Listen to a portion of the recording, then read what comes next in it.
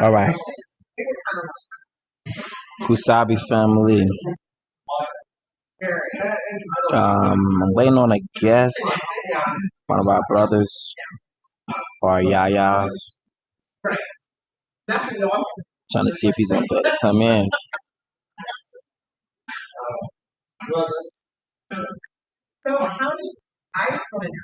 We most likely gonna piss off the nations with this video, but I heard the father when I was in the shower. He was like, "You ought to do a video, and you ought to title it this." I'm like, "Okay, so be it. We're gonna bring it." But this is how it's gonna be, you know. Um, I- can y'all hear me now? Yeah, we bringing. Y'all can see it now. The words. All right, so y'all can see what's about to pop off.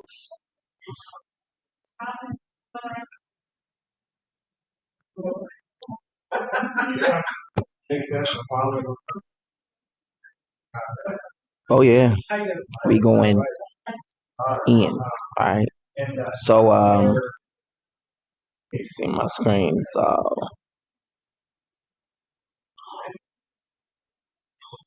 in the world, I need a rag specifically for cleaning off this computer screen. You know, you use wrong rags, you can scratch your screens and stuff like that up. Your phones too. Some of y'all can't help it, but y'all just scratch the crap out of y'all stuff. Be wondering, like, I wonder why my screen looks so cracked because you scratched the literal lens. All right, let's get it started. Salute to those watching by True Colors ECI or Yeshaya Congo. Salute to everyone watching by King David or David King Facebook page. Salute to everyone watching by Yashayahu or Yeshaya Facebook page. Salute to everyone watching by Truth Colors YouTube channel.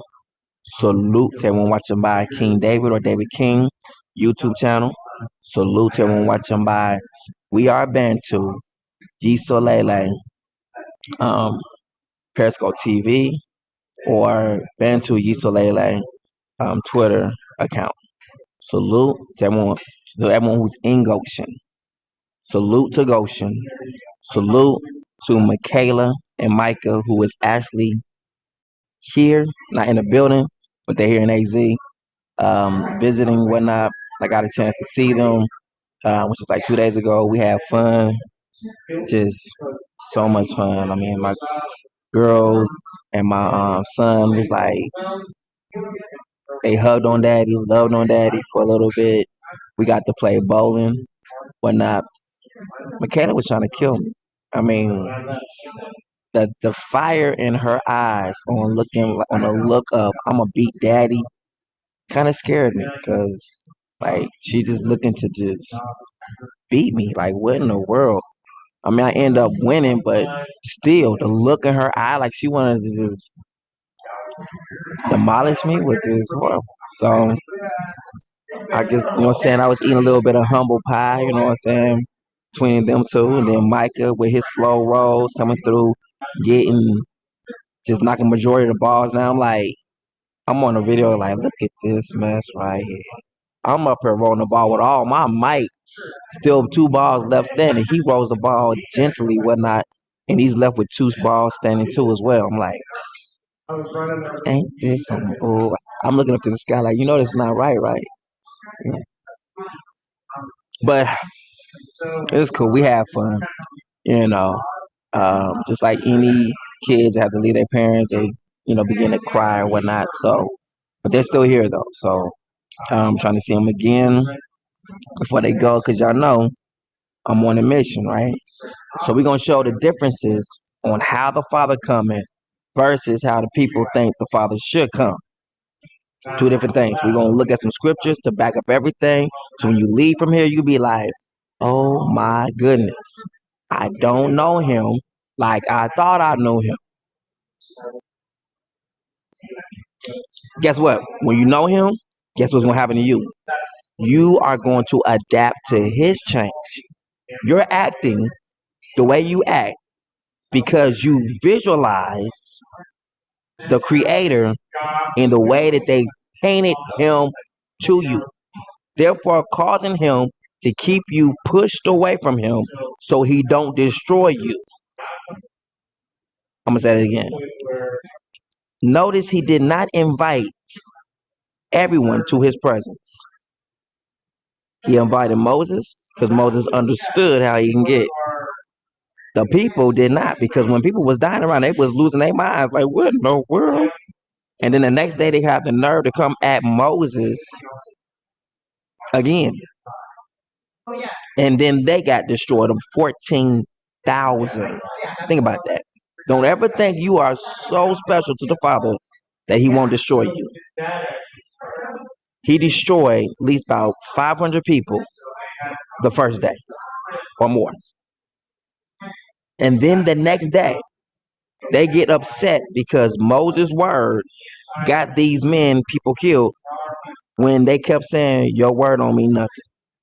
And then when the Father showed that Moses' word meant something, they was ready to kill Moses and Aaron because of what took place the day before. Those who challenged their process, they challenged their word the day before.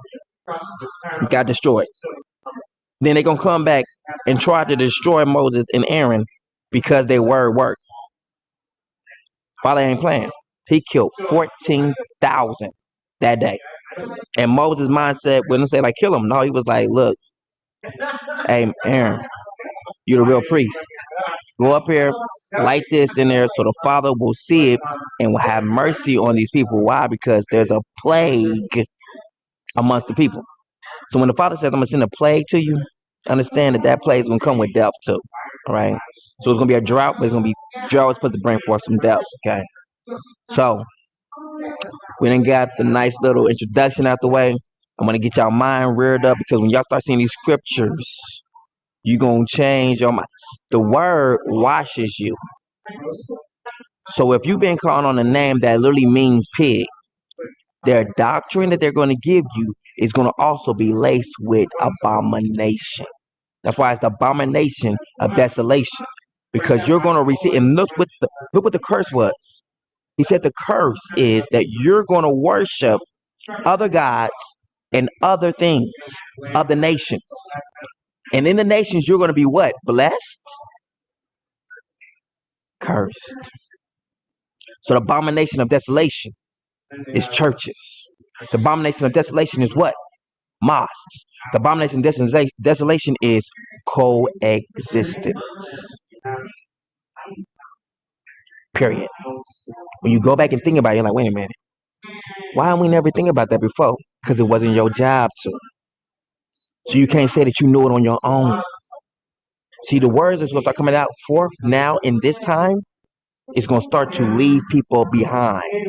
So those who would say like, well, why didn't I think of that? Because it's going to start to show forth the light on the true witnesses that the Father has sent, not for those who say they have been sent. This word is about to go, and it's going to be simple. Very simple. But it's going to be so deep embedded inside the ancient pathways that people are going to be like, oh my goodness. The ancient pathways is what? Basic knowledge. That's why he says you must receive the kingdom as a child. Because what you're going to receive right now to get to the kingdom is things that children our age already before now would already know. So literally you're getting education into what? Basic understanding. Number one, fear him. Watch this. I'm going to show you a scripture where the Father says he's going to give you his fear. Why? Because once he takes you unto himself, if you don't fear him, guess what he got to do to you? X you out and put an X on the spot.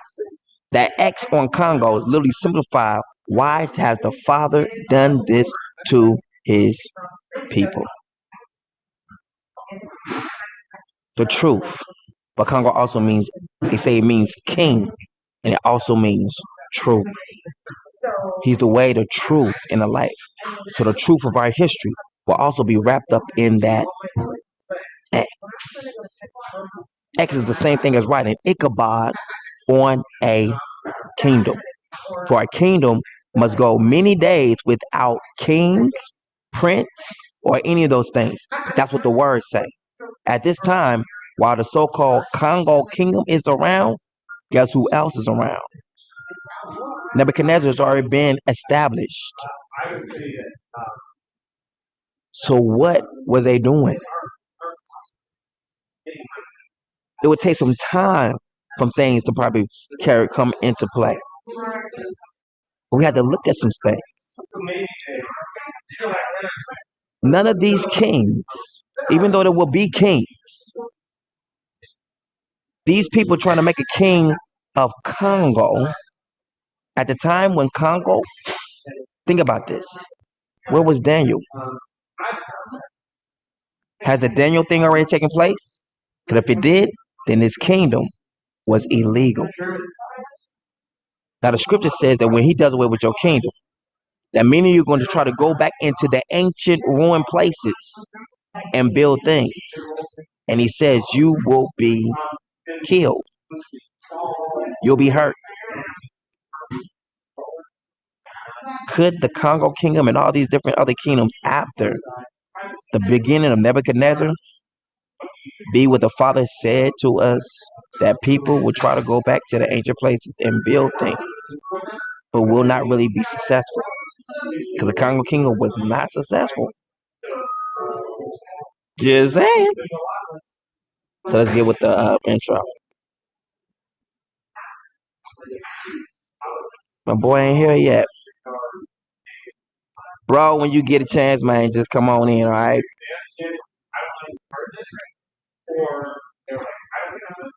Whew, it's a lot today, boy. I feel scared what we're going to learn today. I don't even know if I want to teach this today. This is going to be horrible.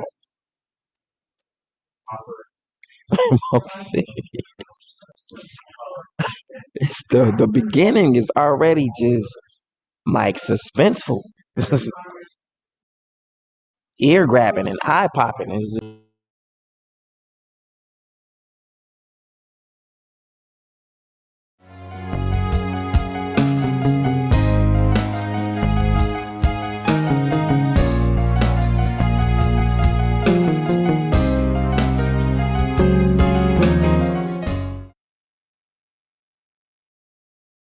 Other Psalms. Revelations. And the third angel followed them, saying with a loud voice, if any man worship the beast in his image, and receive his mark into his forehead or in his hand, the same shall drink of the wine of the wrath of Elohim, which is poured out without mixture into the cup of his indignation. And he shall be tormented with fire and brimstone in the presence of the holy angels and in the presence of the Lamb. And the smoke of their torment ascendeth up forever and ever. And they have no rest day nor night who worship the beast in his image, and whosoever receiveth the mark of his name. Satan cast into the lake of fire. And the devil that deceived them was cast into the lake of fire and brimstone, where the beast and the false prophet are, and they shall be tormented day and night forever and ever. The great white throne. And I saw a great white throne, and him that sat on it, from whose face the earth and the heaven fled away, and there was found no place for them. And I saw the dead, small and great, stand before Elohim, and the books were open, and another book was open, which was in the book of life. And the dead were judged out of those things which were written in the books, according to their works. And the sea gave up the dead which were in it, and death and hell delivered up the dead which were in them, and they were judged, every man according to their works, in death and hell were cast into the lake of fire. This is the second death, and whosoever was not found written in the book of life was cast into the lake of fire.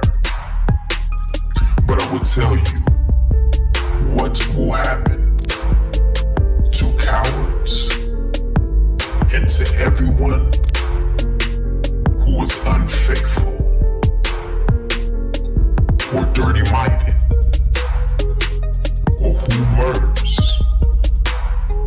or is sexually immoral, or uses witchcraft, or worships idols, or tell lies, they will be thrown into that lake of fire and burning sulfur.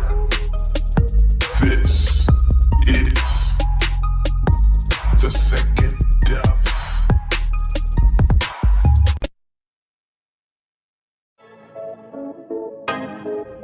Your haters, not your haters, they're your fruit testers. Your haters, not your haters, they're your fruit testers. Hey, Yahuwah says your haters, not your haters, they're your fruit testers. Multitude like the haters, not your haters, they're your fruit. Beats by Other Sons. Truth colors, truth colors, truth colors, truth colors, truth colors, truth colors. Hey, when you learn the truth, it will set you free. Many are held captive, stolen identity. But let me just shoot the breeze, release you from Satan's squeeze. He's all like enemies, no matter the color you see. That truth flame, By Other Sons. truth colors, truth colors, truth colors, truth colors, truth colors, yeah, yeah, truth colors.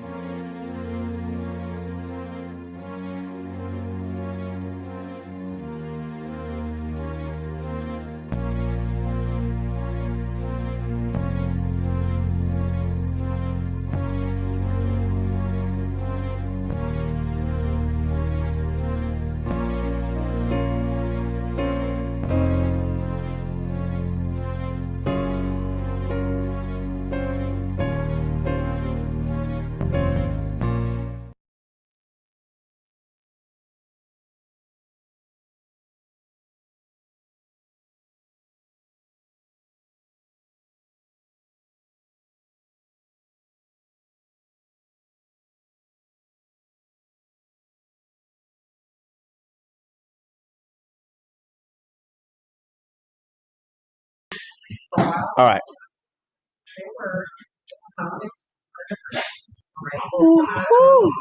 Man, thank you for everyone who was sharing the video. Let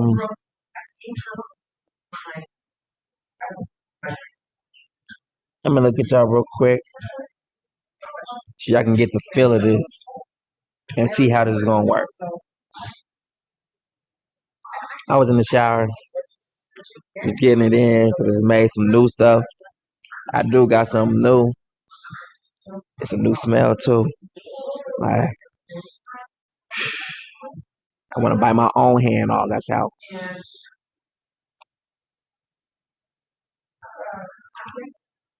It's good too, and it's basic.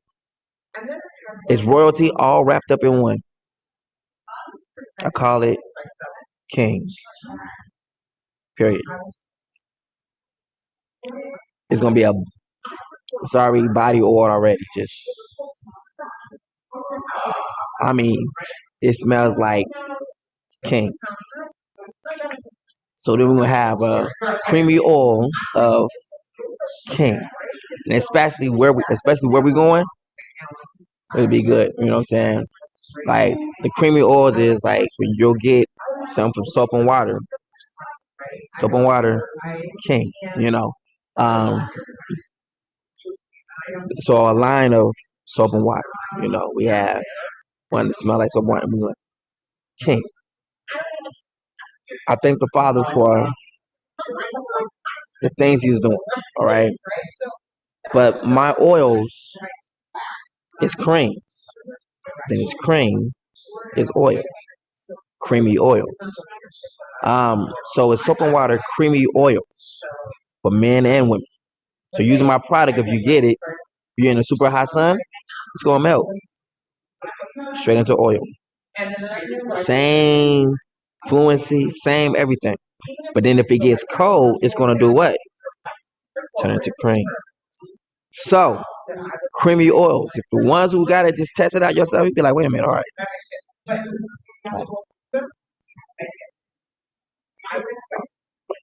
Well, I'll be darned. Put it back in the cold.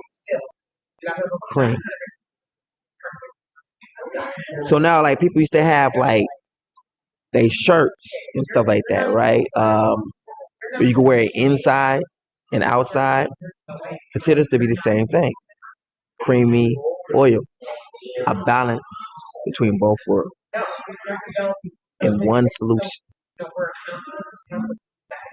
Goshen Black, going platinum, soap and water, creamy oils. Now, we're looking for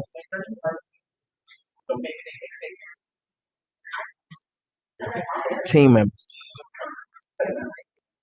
We're looking for workers. People who have their talent. I'm talking about talent, not a talent like, boy, you or girl, when you was young, but you didn't take no time to develop it. We ain't talking about that kind of talent. Talent says just like a person, all right? So you gotta understand when your gifting has been given to you, did you allow the bustles of life to keep you from developing that gift? If so, you understand now how the curse abides upon you. Father has equipped each and last one of us with value. Every last one. If you wasn't valuable, why they want you as slaves? So don't let them ever tell you that you ain't nothing. Because without you, they wouldn't have what they had. That make you very valuable. So your resume is like an international resume.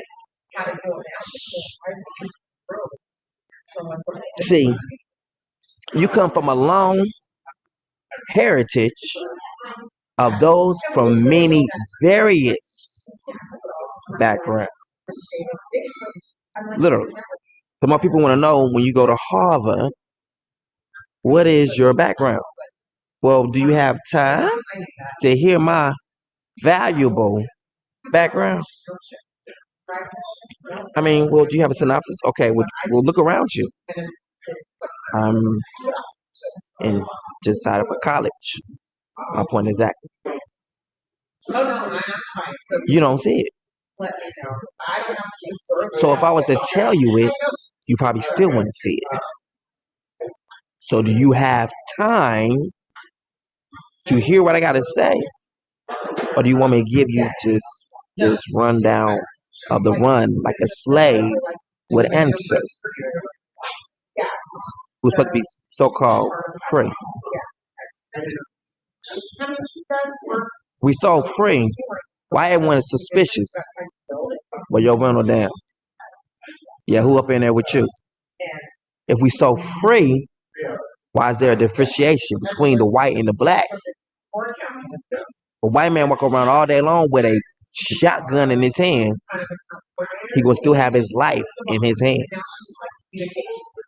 But if one of my so-called free brethren or free sisters go out and do the same thing, y'all have like 10 cops around, and every single last one of y'all open fires claiming that you fear for your life from a little itty bitty woman.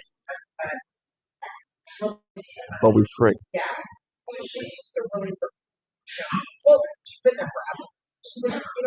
Right. So back to it. Develop your gifts. Your gifts are powerful. The Father gave it to you because your gift actually determines your name. Think about it. Judah literally means what? Praise. The Father said He's looking for those who will worship Him in spirit and in truth. He's looking for worshipers. But worship is not the way the world has made worship. Worship is simply obedience. But that's why He says, many will say unto me, Master, Master, and He'll be like, depart away from me, I never knew you. What does He mean by that? You didn't listen to me. You did what you wanted to do. What you thought I wanted you to do. That's why He says many will be claiming that we did these works. We did this. When the Father asks you for complete obedience. Master that. Manifest that. And you'll have the same. Now,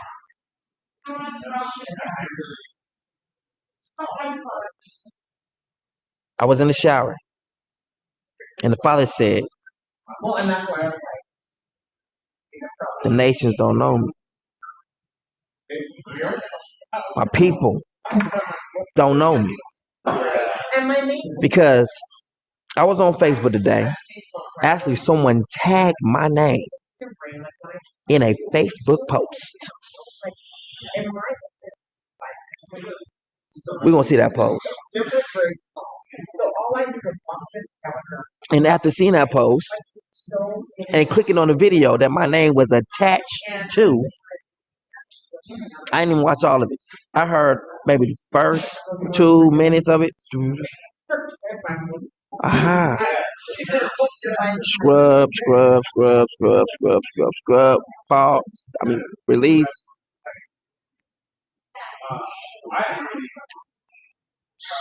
Scrub. Release. Somebody listen to this. I don't know. I'm just trying to see what's going on here. Turn it off. Got up. Well, it's time to go take a shower. Felt dirty just from listening. I don't know. So I just got up, went straight to the showers. I'm up in there. If I was like, people don't know me. Like, no, they don't know.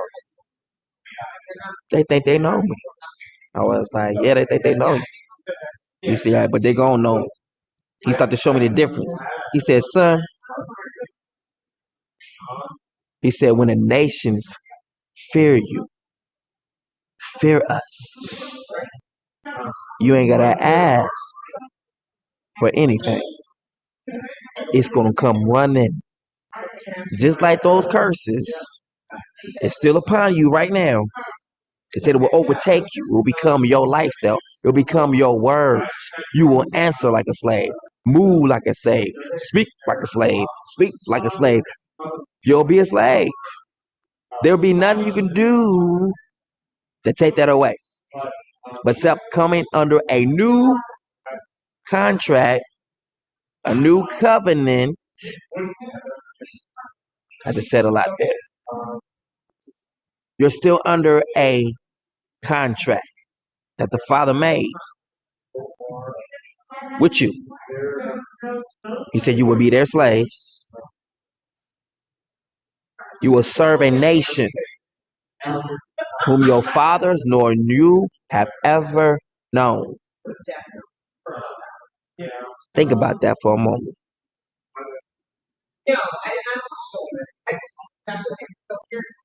Our ancestors knew Pharaoh. Heard of pharaohs before. Because Joseph was there. So this number one, i.e., knocks out the one they called when we were in Egypt with Moses. It knocks it out the box. What's good? So you got Sudan and you got Egypt right there. So we understand their tongue too. Because when we came up out of Egypt, the Egyptians stopped speaking their own language and picked up our tongue. So their tongue will be the tongue that we speak. Now we done move Moses in that 400 and some years out the way by them trying to mask over our whole entire existence to make us think why we're here as slaves is because we came, that we were the Egyptians enslaving our people. Either way it goes, both parties understood each other's tongue. So it moves that out the way. They can only when they ask, like when they say like, well, when they say the Jewish people didn't have to manifest anything of the 400 years and go through the little Holocaust for 3 years because they claim that that was taken care of. Watch this. Back there with Moses in Egypt. So then, and no one thinks outside the box. Say, hey, you know what? Let me do some research on that and see if that's true. It doesn't cross anyone's mind. But the word is in the context of the curse in Deuteronomy chapter 28. He said, a nation whom you do not know, nor your forefathers have ever known. This would not be the children of Yisolele coming out of the wilderness. This would be you already having the history of that back then. Therefore, meaning that you would already know their tongue because their tongue would be the same words you speak. So therefore, this would knock them out the box as being included in their synopsis. But see, the world don't understand that. So since they don't understand that, then you could be taken over with a lie. Why? Because we believed the lie in the beginning, which is the reason why we got here. Anytime we believe the word outside of what the Father says, we have believed a lie. So then the Father must give us a punishment that matches that of a lie. The American dream. Is that not a lie? And everybody's always trying to fight to get a piece of that pie. The illusion, since you did not receive my truth, I will create your delusions.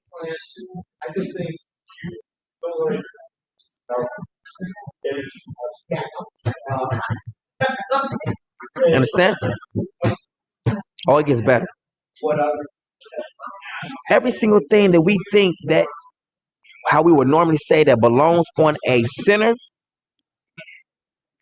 Look this way now. Your own words was describing your own situations without you realizing you was doing it. You was analyzing.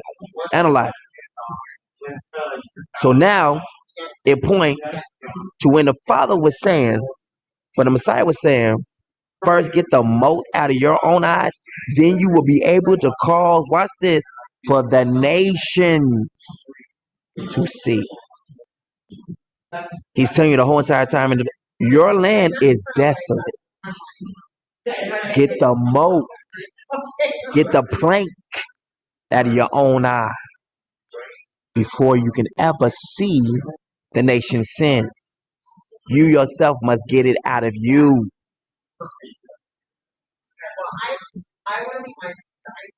Then once that gets away, you can start to see a different vision. Because we all have been taken by a great deception. So you act in the way of that deception. Do you not realize COVID-19 is to strip the Judah or whatever nation we come from away, wiping away your inheritance and thus also your life. This mark behind me ties you right straight to the ancient paths. As you can see, it's aligned already in Gambia. Watch this. In a biblical land that we're supposed to conquer again. This marks you. It's almost like going to an amusement park. You go to an amusement park or go to any other place to make sure you pay. They do what? they mark you. They put a mark on you so that you have paid. That's your admission. That's your ticket. You overcome by the blood of the Lamb and by the word of his testimony.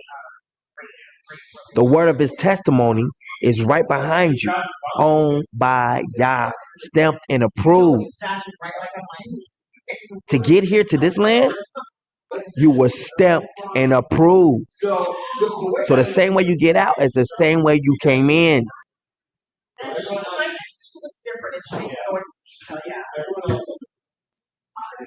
Now, the Father kept saying, he said, when the nations fear us, he started to remind me of the stories. Do you know there's so many stories in the Bible where the people ran? There will be no fighting today. There will be no fighting today.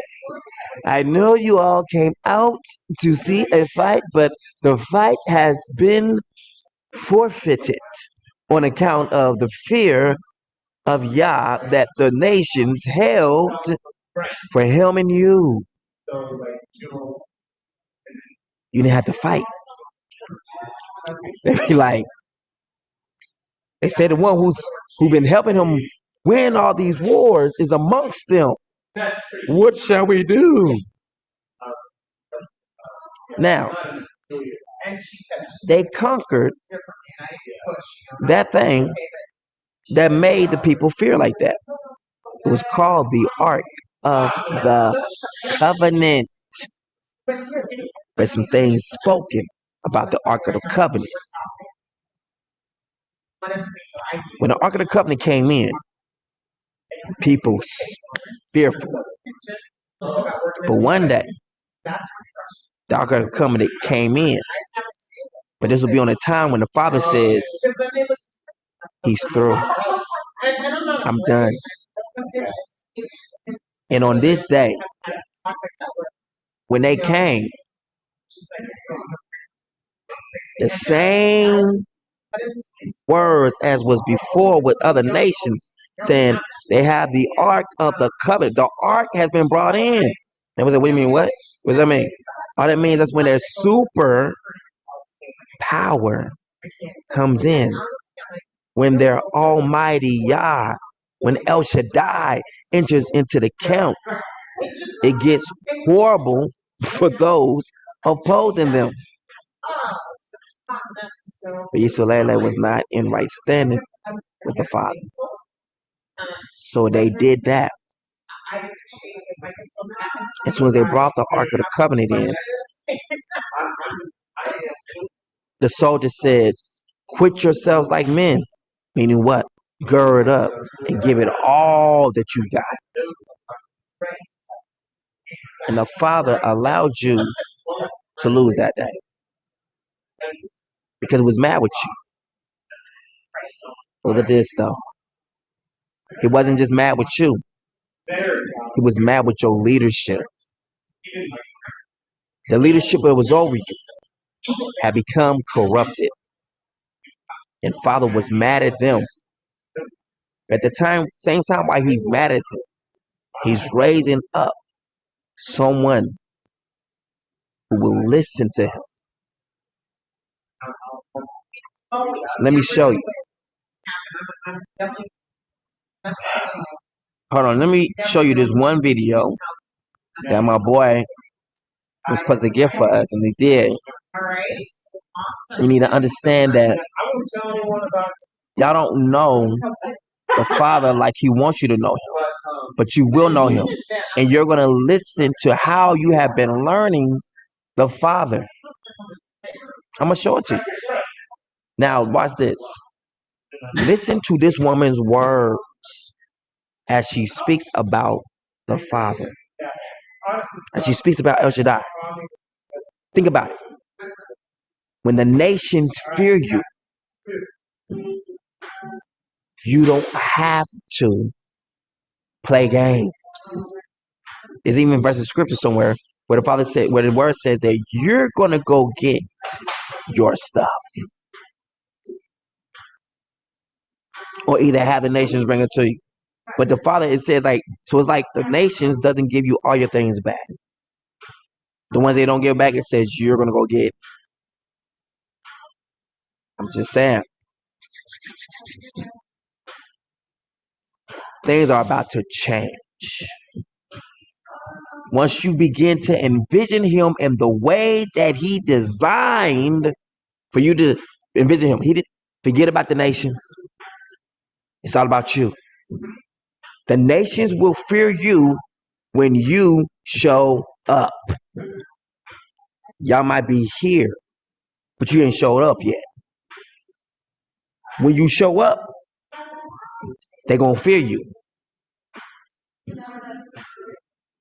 A power this world has never, ever, ever, ever, ever, ever seen before is about to be released on the whole of humanity. For you. But you have to understand how to be in his presence. The way many of y'all see him is the way that this video is going to go across the screen. Just, y'all might have some vengeance words that come out your mouth every now and then, but y'all have to understand the Father said, I'm going to plead with all flesh with a sword and with fire.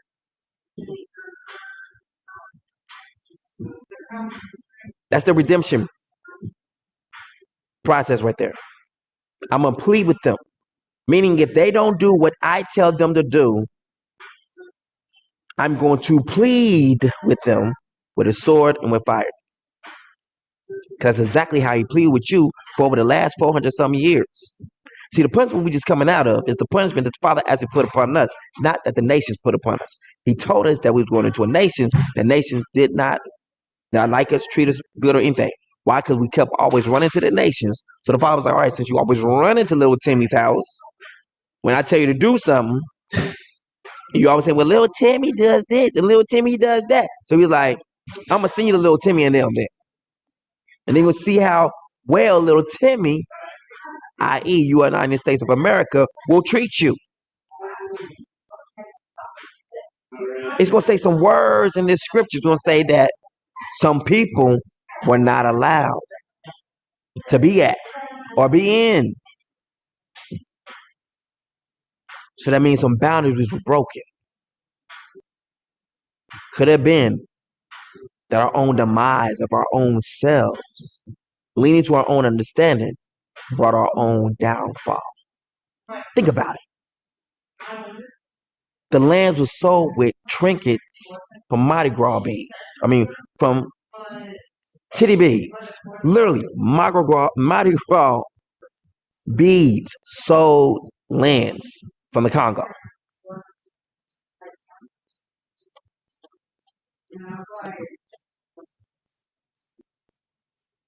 You might have kings that try to set themselves up,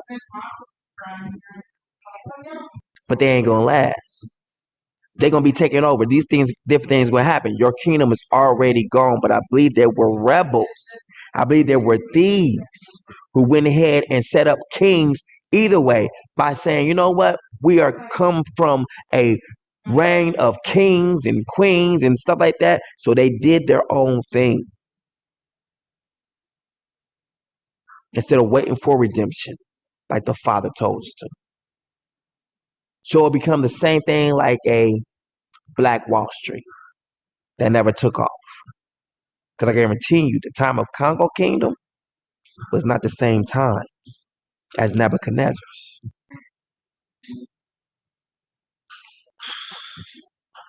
Because Father meant 400 in some years, he meant 400 in some years. What I'm saying is, Nebuchadnezzar's kingdom was already flowing. Because, what's his name? Leopold is already teaming up with America. Leopold was from another kingdom.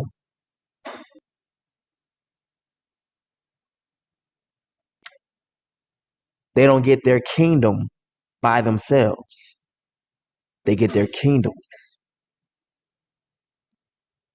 from Egypt. Everyone ruled. All kings of the earth come from Babylon. So the ones who end up taking over all four corners of the earth are the ones who come from Babylon. So Babylon's going to be gone for a while. And she's going to become Mystery Babylon.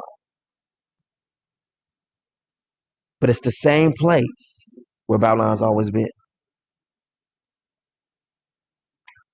In Babylon, watch this. Nebuchadnezzar was from Babylon. And we've all been in Babylon for a very long time. Babylon's rule. We're going to look at some things. And you'll see it like, oh, I see what he's talking about. All kings. That's why all of their so-called gods that they worship here are an Egyptian. Why would they be of Egypt? Because they're always paying homage to the first beast.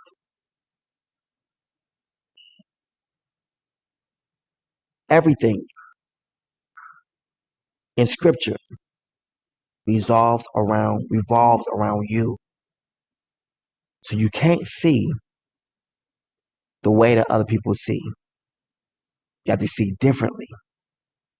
And that's why they're going to say that, hey, we heard that the Father is amongst you. Because your mindset is not the same way as everyone else. But even out of his people, he's going to separate people who are closely and dear to him. These are the ones he gives his secrets to. That's what the prophets get. Secrets. And these secrets are the light that keeps your candle lit regardless of what goes on. Because they have the right word in their mouth to keep you lit afire. While everyone else will be going out, no matter how much information they get, it still does not bring them to the knowledge of the truth. Ever learning, but never getting the truth of how the Father is. So let's go.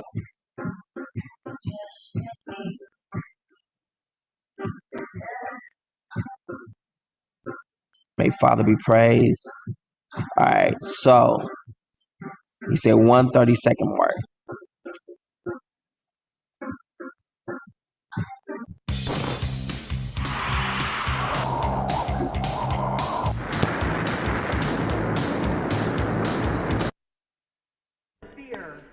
To try again and again to make peace, even when peace eludes us.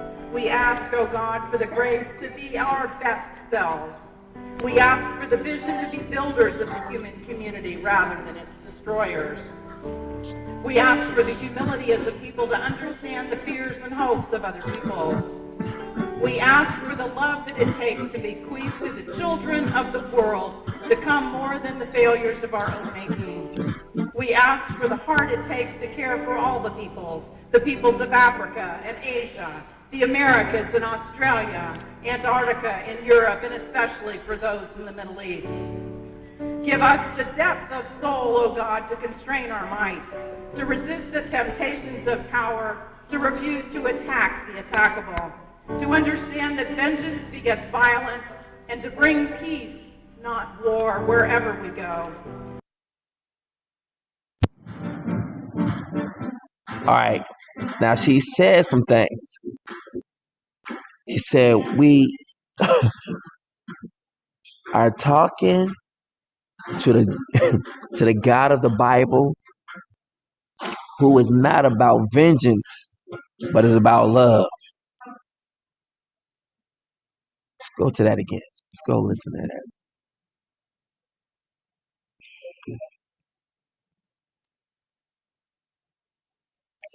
Oh, we ain't there yet.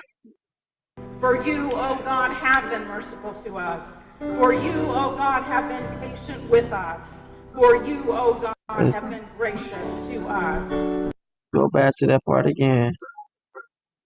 Wherever we go. For you, O God, have the temptations of power to refuse to attack the attackable. To refuse to attack the unattackable. Hold on. Least. Give us the depth of Antarctica in Europe, and especially for those in the Middle East. Give us the depth of soul, O God, to constrain our might, to resist the temptations of power, to refuse to attack the attackable, to understand that vengeance begets violence, and She said to understand that vengeance begin to bring violence. Say it again. I don't understand what she said again. that vengeance begets violence, and to bring peace, not war, wherever we go. So they're saying the one who does not be like vengeance bringeth violence. Peace, not vengeance begets violence. Vengeance seeketh violence. Attackable. To understand that vengeance begets violence, and to bring peace, not war, wherever. So they're talking about a father of peace. And the Messiah says, think not that I've come to bring peace, but a sword. I've come to bring war. Now, let me just show you some things that's going on also that I was tagged into today that brought forth this video of that Father really put upon me and says, when the nations fear you.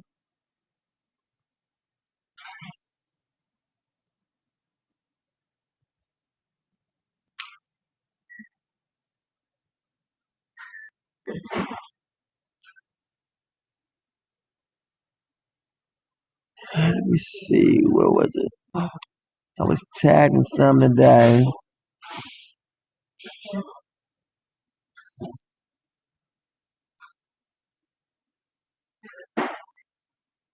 There it is, right there.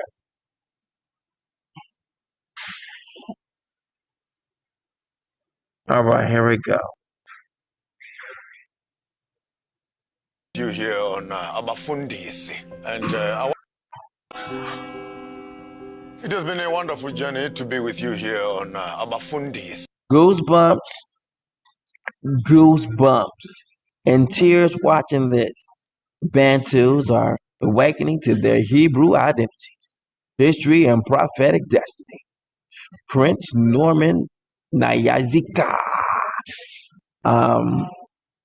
Yeah.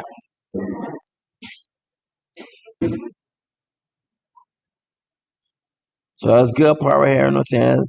Everyone's thinking, you know what I'm saying, this is happening. Like, yeah, it's cool. But this is not how it's going to happen.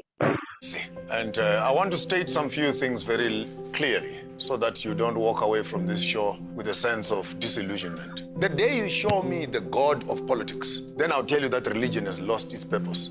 But the God of politics is money and profit. So if we can resuscitate the communities to become spiritual, they should be able to manage, to govern, and to combine themselves with the political system. But to allow a political system to run a society, we're going to end up with a godless community. Yeah, Zesla. Sure. When I'm going to Bishop. Yes, what we are going to but I'm happy. Absolutely. I got a friend. We may disagree on many ways of looking at it, but I respect his views. Yes. And I think at the end of this show, I've come to see and understand. Okay. I have 2 kings that I'm working with, 3 or more, if not more. I want us to have a conversation around African spirituality before colonization. Okay. How our fashion was changed, how our land was taken away. By Christianity marketing the kingdom of heaven is doing a disfavor by destroying the kingdoms of on earth. And above all, what is the involvement of the greater kings, who actually were the initial custodians of spirituality within a community? Anyone who claims to be a Christian and is not involved in political issues and the instruments that manage and control that community is not being serious. I think we've invited King Bungane. in the Onkosu Nyambos. And they are my friends. And for that reason, I want us.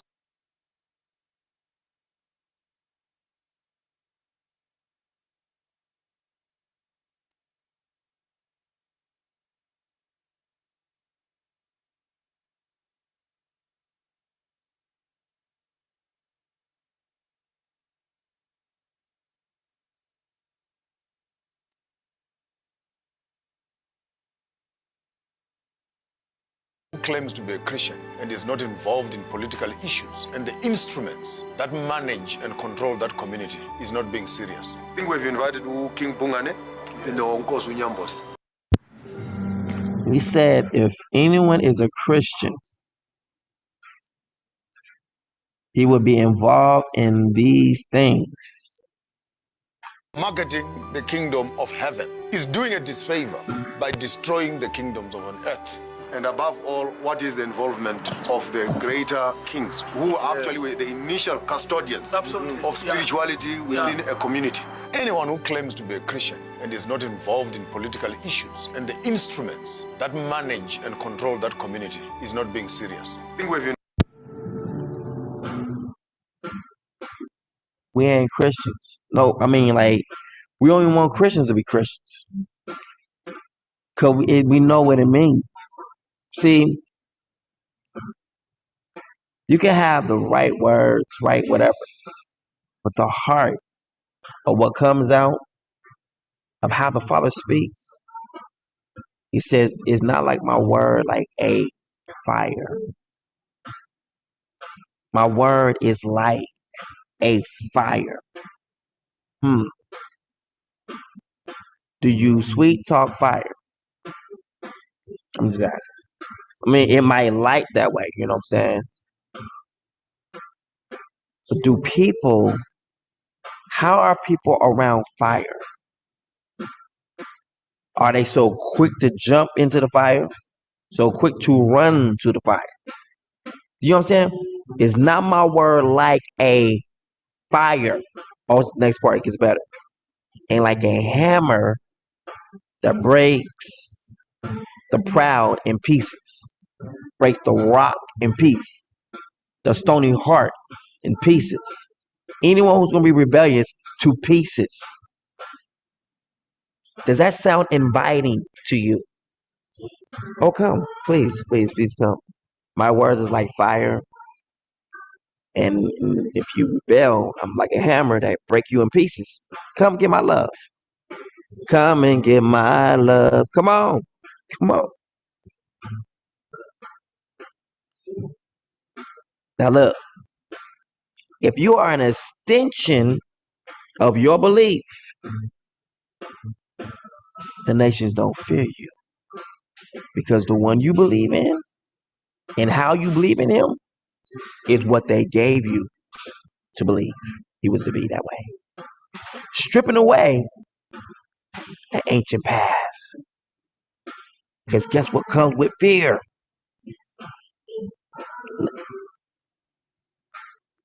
The Father is about to restore his people back to a perfect language.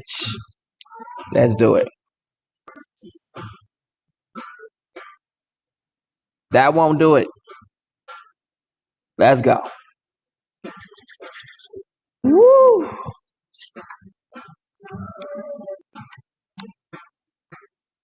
The beginning of wisdom. Let's see what it is.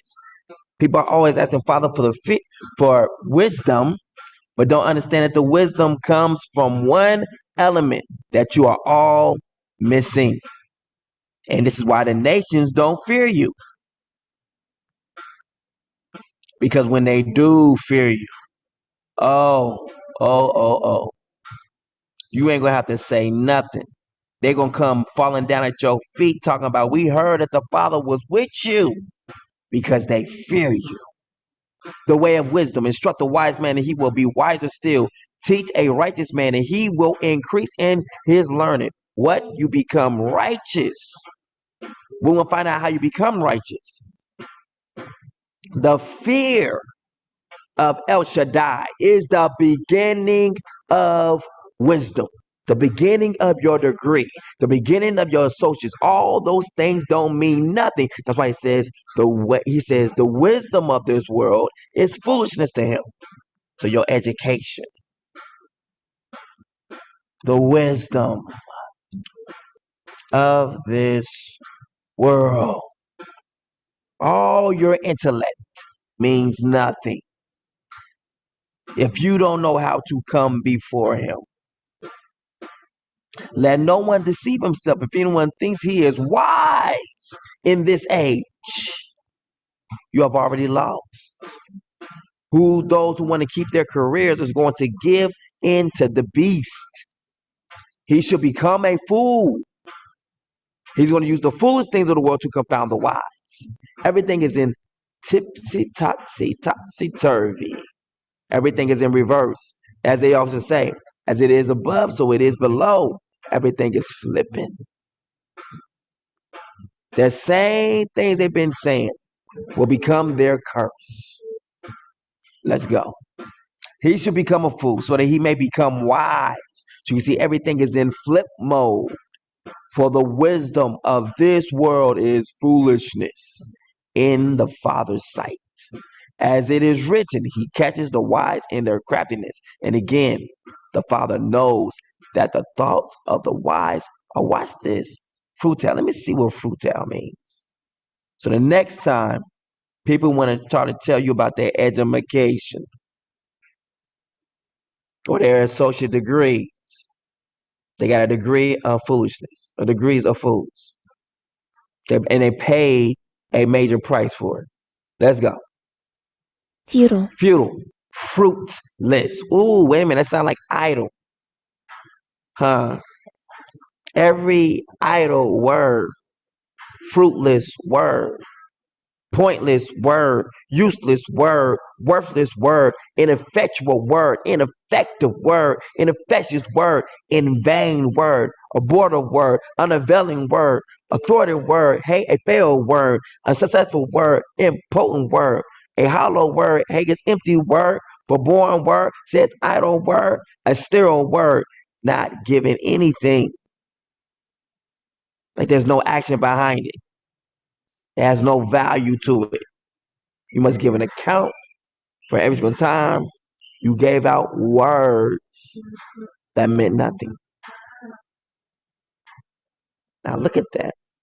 That you see like the real value is in your words. That's why the Father don't say a lot of them.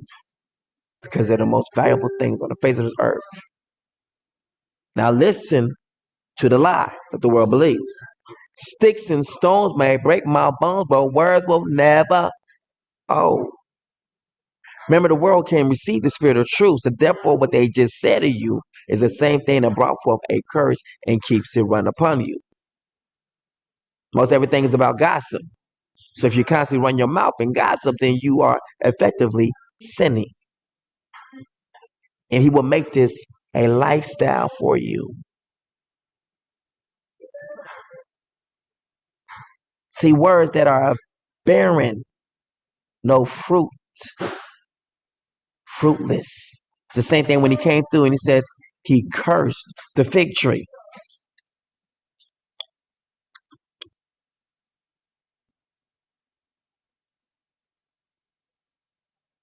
This is what happens. The next day, as they were leaving Bethany, Yeshua was hungry. Seeing in the distance a fig tree in leaf, he went to find out if there was any fruit. When he reached it, he found nothing but leaves, because it was not the season for figs.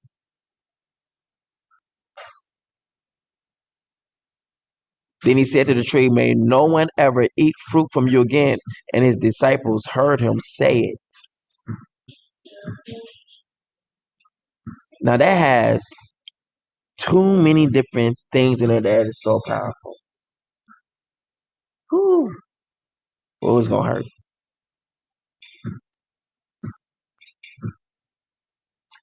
A fig came up at a time that it wasn't supposed to come up.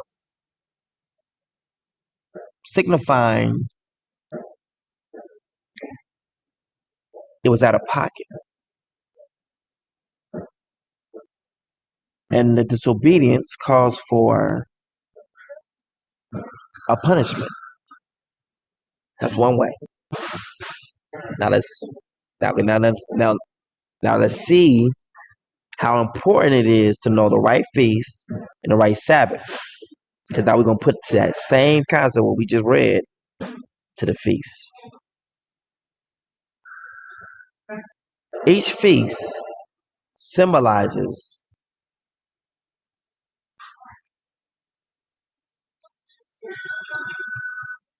a specific time.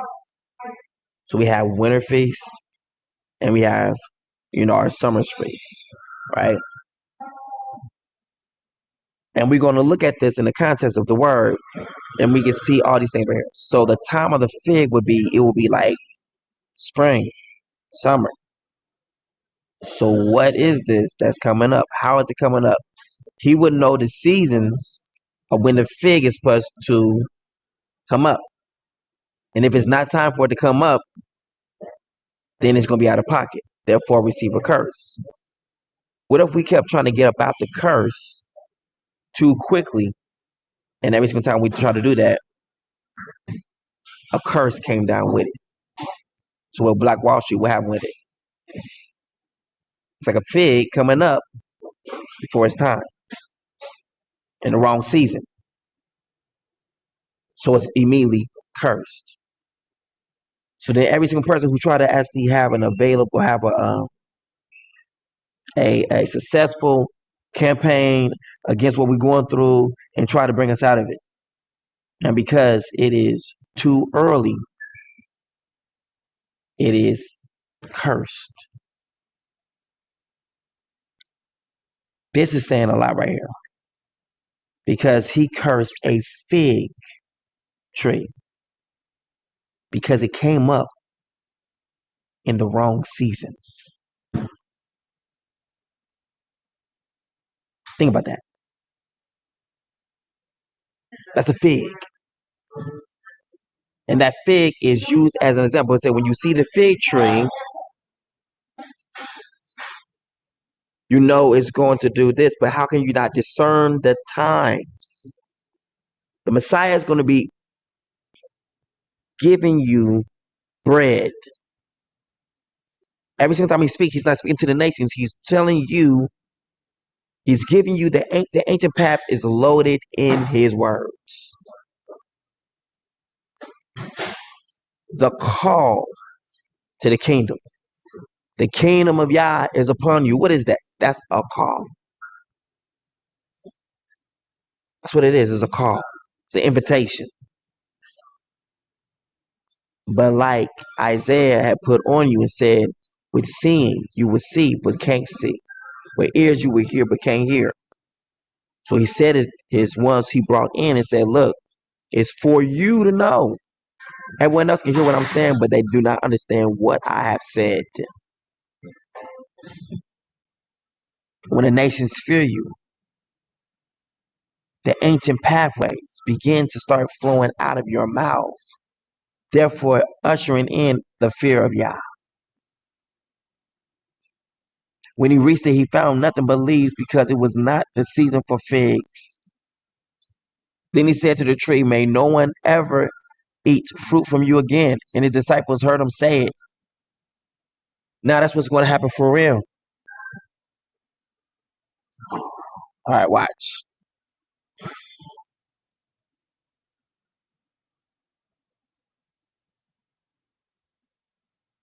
When you offer a lamb,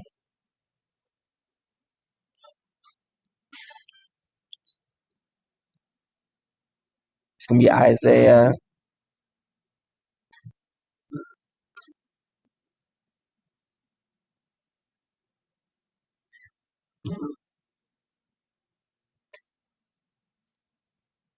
'There it is. Now watch this. Heaven is my home. Okay, I see the things going on. So he said, but leaves because it was not the season for figs. So it's too early. It's not the right season for it. Now watch this. Has not my hand made all these things, and so they came into being?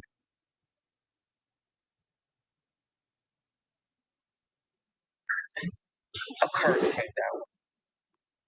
This is the one, and now watch this. Has not my hand made all these things, and so they came into being? Declares El Shaddai. This is the one I will esteem. This is in the last days, right? He who is humble, don't know nothing, a child, and contrite in spirit. This is what fear of Yah produces,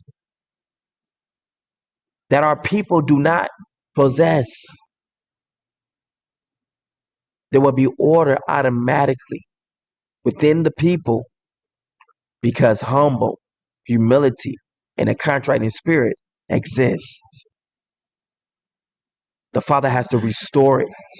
And he tells you plainly, then I will give them the fear of Yah into their hearts. Watch this. Who trembles at my word. The nations have never, ever seen that before. That's not what they teach or what they taught you. So you don't resemble that when the word goes forth. His word is like the sound of many rushing waters. That's not what you hear in the church. So you grew up not knowing him, but only accentuated what you thought you knew of him, what was given to you. But they were not anointed to preach this word to you at all. So what they say wouldn't really have any power.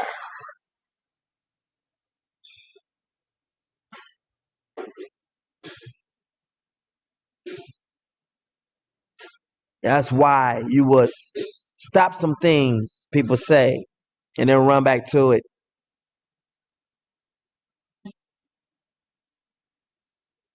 They had no power, no authority.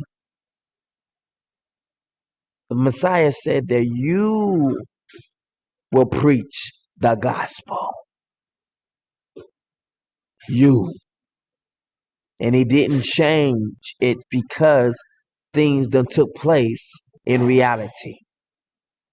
Because King Leopold came over and did what he did, that did not stop the gospel from going forth.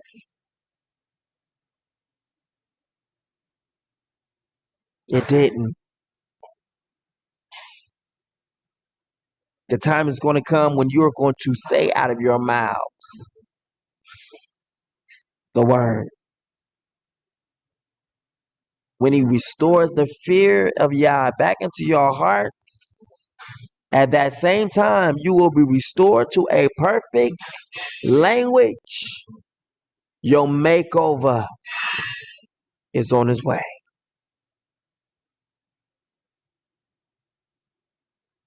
And on that day,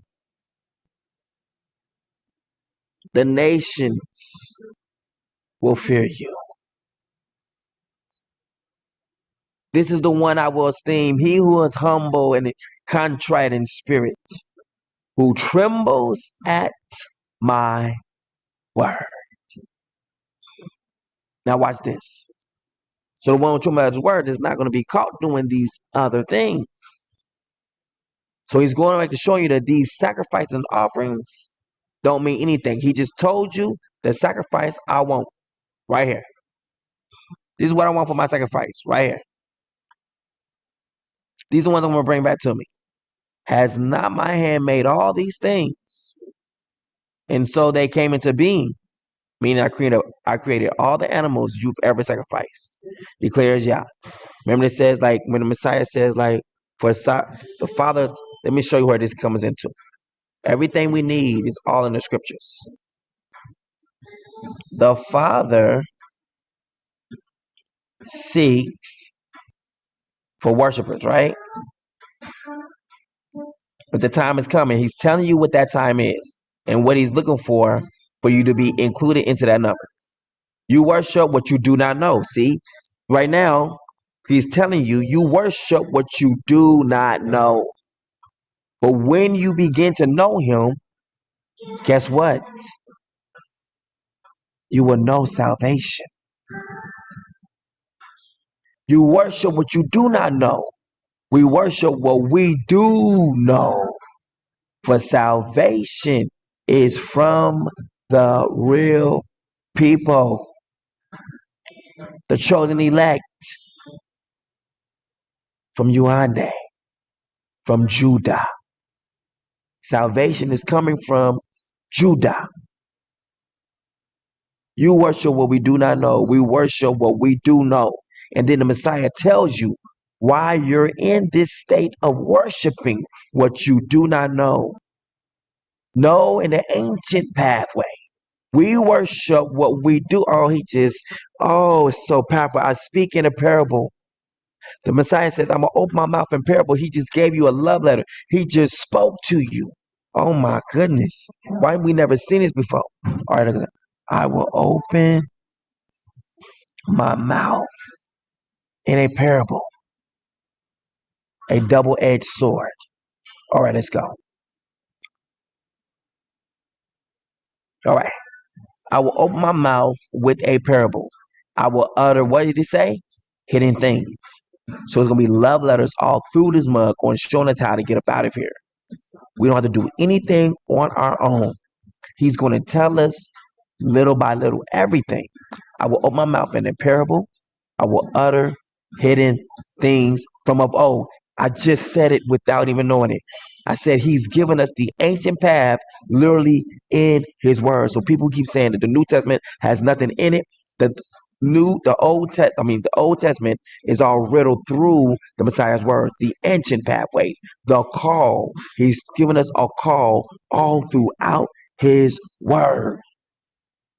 He says, I'm going to give you my word. I'm going to show you how to be returned back to me. How? I'm going to utter some things that only the one I send will be able to give you. That's why it says, I will empower my two witnesses. The ones who not just reading the word, but they can now interpret what he has said. Oh my goodness. You worship what you do not know. He is talking to you. He's telling you you're going to be... Not only this sheep, but I have other sheep to bring. I have other... There it is. It was right there. I have other sheep. That's you. Just as the Father knows me, and I know the Father, I lay my life down for the sheep. I have other sheep that are not of this fold, but they're still his. I must bring them in to the ancient paths as well, and they will listen to my voice. Now let's connect to that right there. Let's connect to that one. Do not despise. Where's that?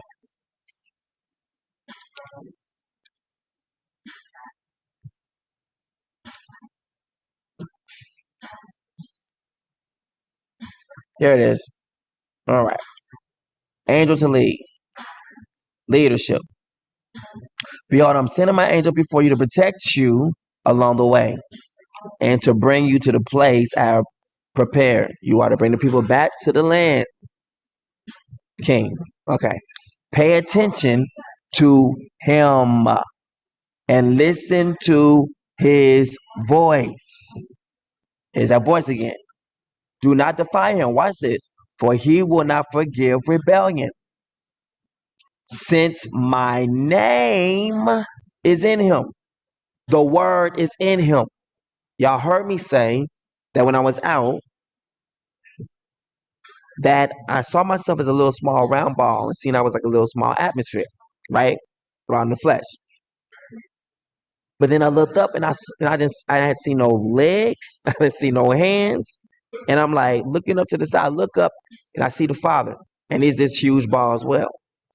And I'm like looking in the building, I'm like, oh my goodness, you are huge. How are you holding up in this building? You are at the seams of this building. Father ain't said nothing yet. He waits till I look down. So I look down and I see a torso. And I'm like,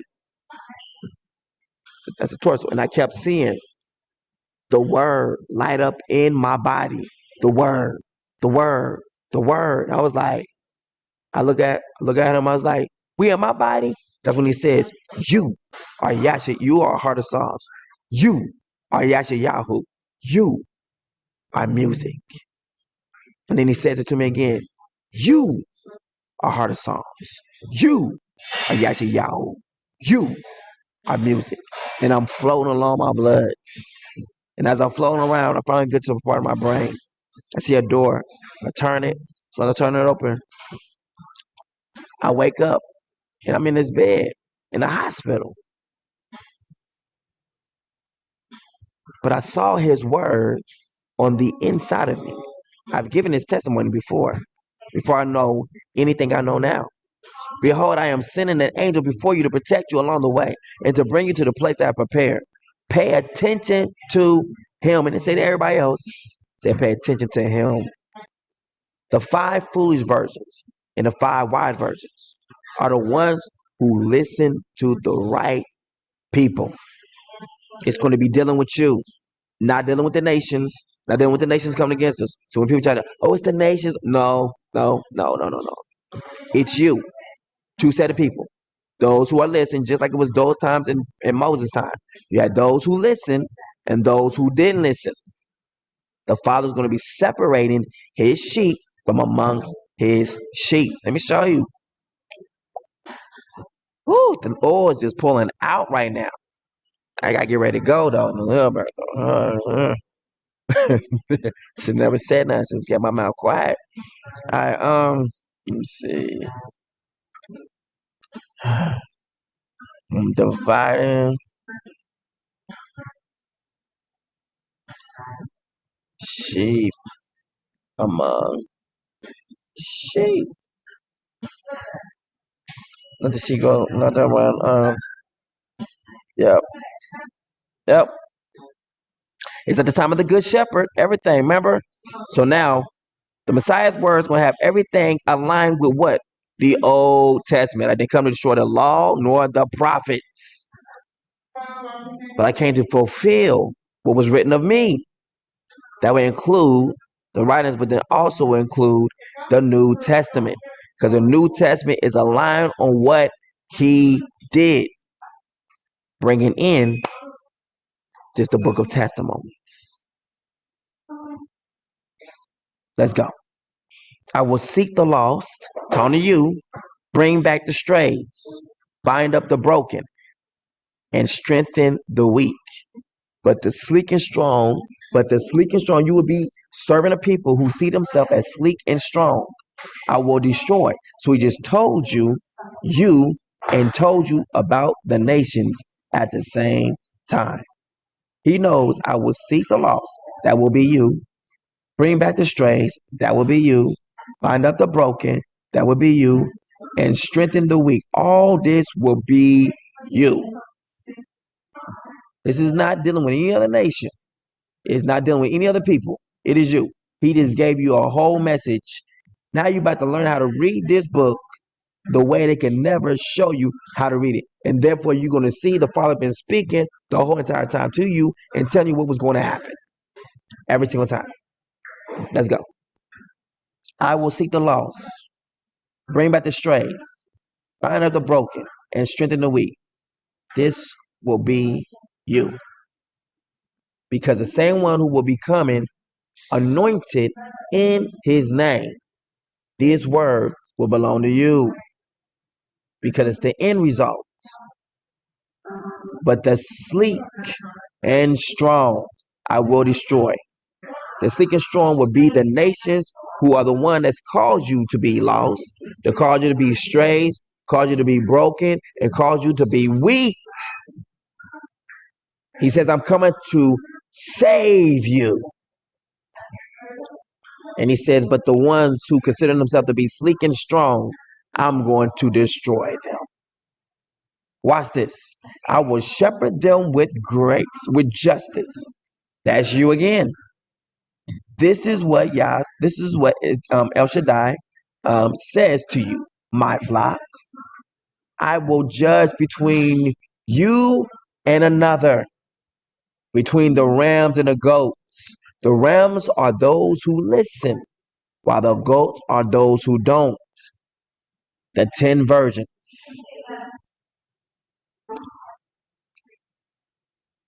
Is this making sense, anybody? Is anybody at home? Or should I get off? He just spoke so plainly. He says, I speak in a parable to you. He said, but the time's gonna come when I speak, and then you will understand. He tried it out with them. So if they had that moment, then you also will have that moment when you speak and now understand the meaning behind what he says. But the time is coming, and now is, when you will understand how to read this book. This, like, we just broke through something. Like right now, the Father is in the process of showing them how to fear you. It begins with fearing him. That's where knowledge comes from. That's where understanding comes from. Not the one who the tree of knowledge of good and evil gave. That comes from the degrees and all the other kind of stuff. That was the tree of knowledge of good and evil. Let's go. At that time, the kingdom of heaven will be like, hold on now, he's talking about our time. At that time, the kingdom of heaven will be like who took their lamps and went out to meet the bridegroom. Let's go. The parable of the 10 virgins, let's get it. At that time, the kingdom of heaven will be like 10 virgins who took their lamps and went out to meet the bridegroom. Hello, I will be the bridegroom.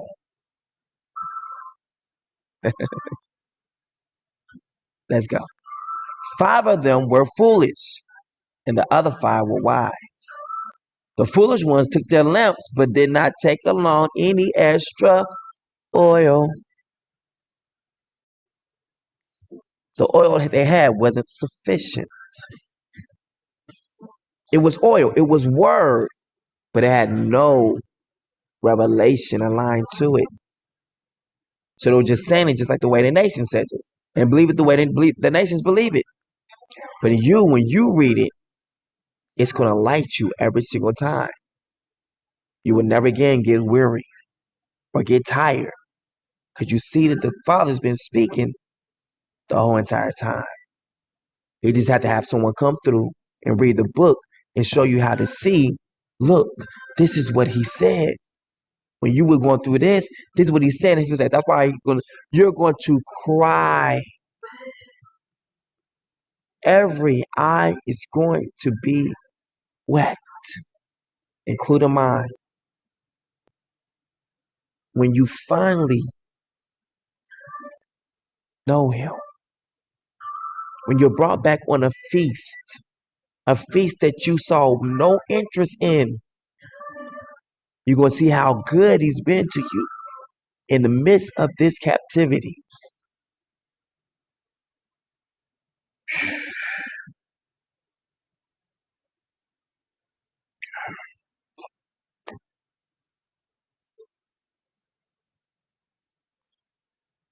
But the wise ones took oil in flasks along with their lamps. When the bridegroom was delayed, they all became drowsy and fell asleep. Meaning what? The promise of a Savior coming to deliver you. People will begin to fall asleep. And some actually fell asleep. They died. At midnight, the cry rang out, "Here is the bridegroom, come out to meet him." At midnight, it's showing you that a time had fell away. These people became drowsy and fell asleep, meaning what? It ties in perfectly with Hosea.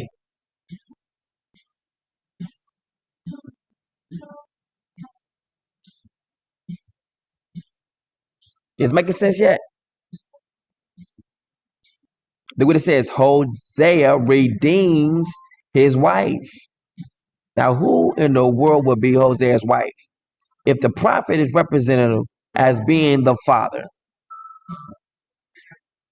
and Hosea will be the representation of the father in this. Hosea redeems his wife. Then I said to her, "You must live with me for many days. You must not be promiscuous or belong to another, and I will do the same for you." This is what it means, like you're not going back into any other nation. Why? Because you're going to be wholly and completely devoted to me. You would not, look at this, you would not be promiscuous or belong to another, meaning what? You'll be owned by me. Do you understand now? That this right here, the owned by Yah thing is literally a marriage license. It's a covenant. It is part of the covenant that he's making with all of us. This is how you're going to come back to me. Number one, having a king. That's the ancient pathway. Must not be promiscuous or belong to another, and I will do the same for you. When I watch this, remember he said it fell asleep, drowsy. This is the drowsy part. For the Israelites, or the Bantus, or the elect, must live many days without a king or prince, without sacrifice or sacred pillars, and without ephod or idol. Look what it says right here. Afterward. Let's go back to that part again. Come on, show. They all became drowsy and fell asleep. This is the whole kingdom, what? Going away for a time, right? You're going to lose some time in between this drowsy. They became drowsy and fell asleep. For Yisrael must dwell many what? Israelites must live many days without king or prince, without sacrifice, sacred pillar, and without ephod or idol. He's talking about the ending of your kingdom. Now, watch what happens. At midnight, this is what it says. At midnight, they cry, rang out, "Here is the bridegroom, come out to meet him." Afterward, the people of Yisrael will return and seek who? The father and David their king. He just told you who the bridegroom is. They will come trembling to Yah and his goodness in the last days, meaning what? He will restore the fear of Yah to y'all, causing you to do what? Receive your bridegroom. Then all the virgins woke up and trimmed their lamps. The foolish ones said to the wise, watch this, "Give us some of your oil. Our lamps are going out. We're not found worthy to enter in. So can you please give us some now?" You are now being put into the kingdom. They're being thrust out. That's what this says. The foolish ones said to the wise. The foolish ones never make it in. Only the ones who were wise to understand what the Father was doing, what he said he would do with his word. For the Yisrael must live many days without a king or a prince, without sacrifice, sacred pillar, without ephod or idol. So therefore, every new person who will come in these manners will not give you life. It will bring forth a curse. Because you're trying to be a fig tree to grow before your time. So anything or any efforts from this fig tree that's trying to come up before its season will be put out and we will know this to be history and pain.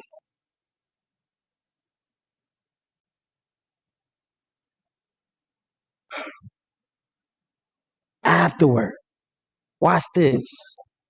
They don't come out with a civil rights movement. They don't come out saying, we didn't land on Plymouth Rock, but Plymouth Rock landed on us. They ain't gonna be saying nothing like that at all. They won't have to. Afterward, the people of Yisrael will return and seek the Father. What are they going to seek? Fear.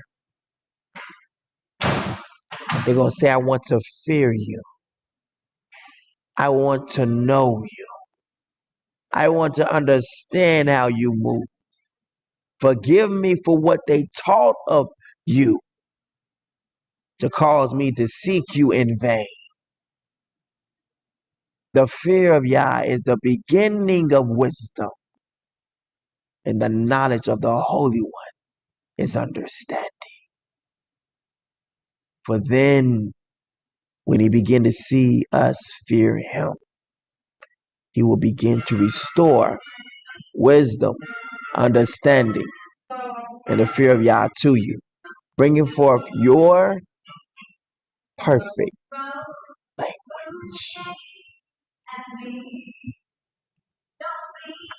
The day the Father gives you the fear of him is the same day your language returns. If my people would humble themselves and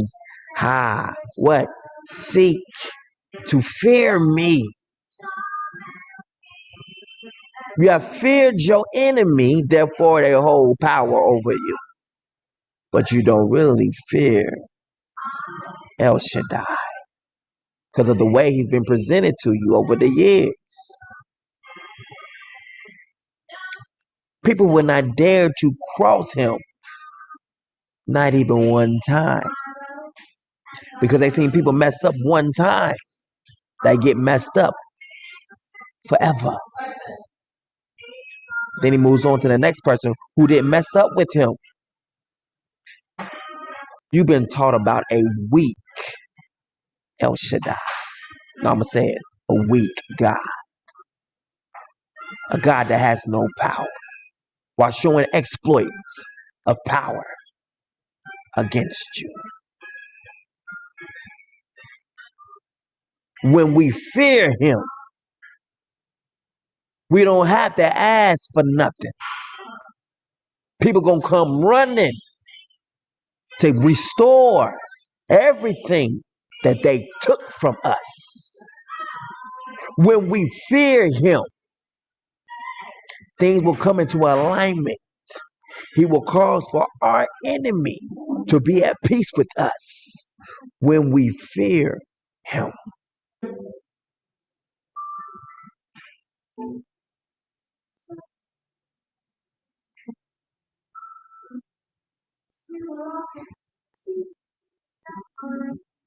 When we fear him. For through wisdom, your days will be multiplied and years will be added to your life. That means you can't make it into the millennium without fearing him. So the way to live is to fear him.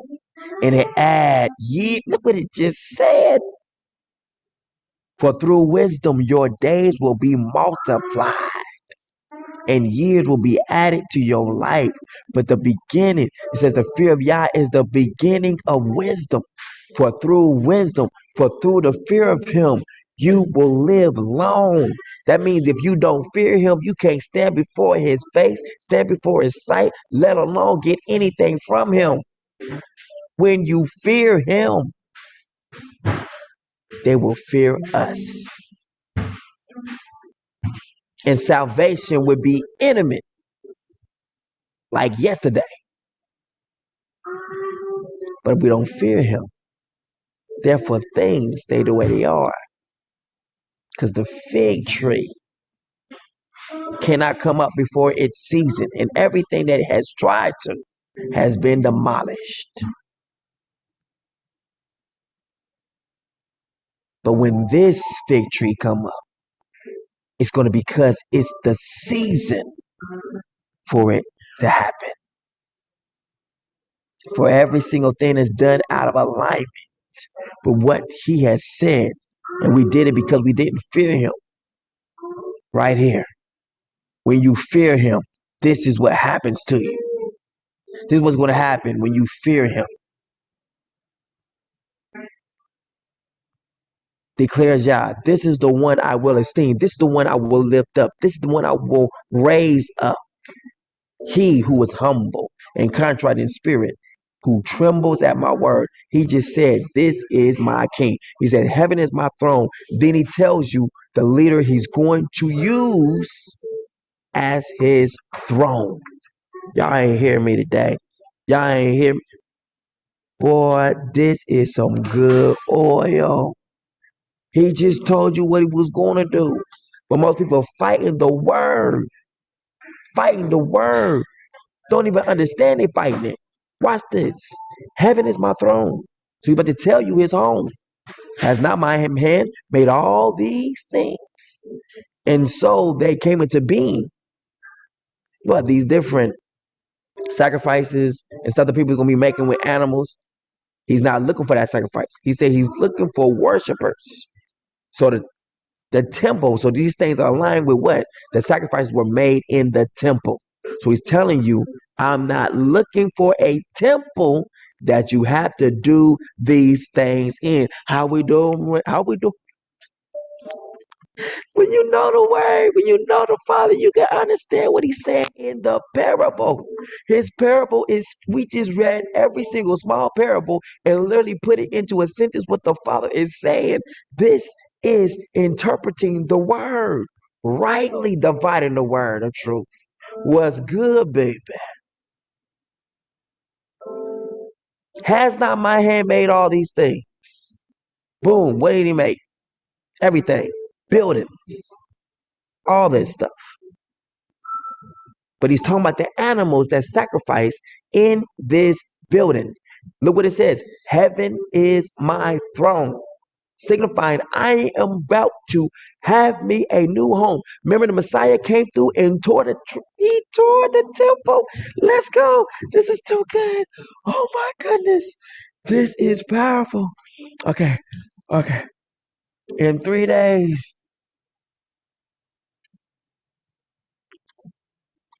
I will raise it up. Okay.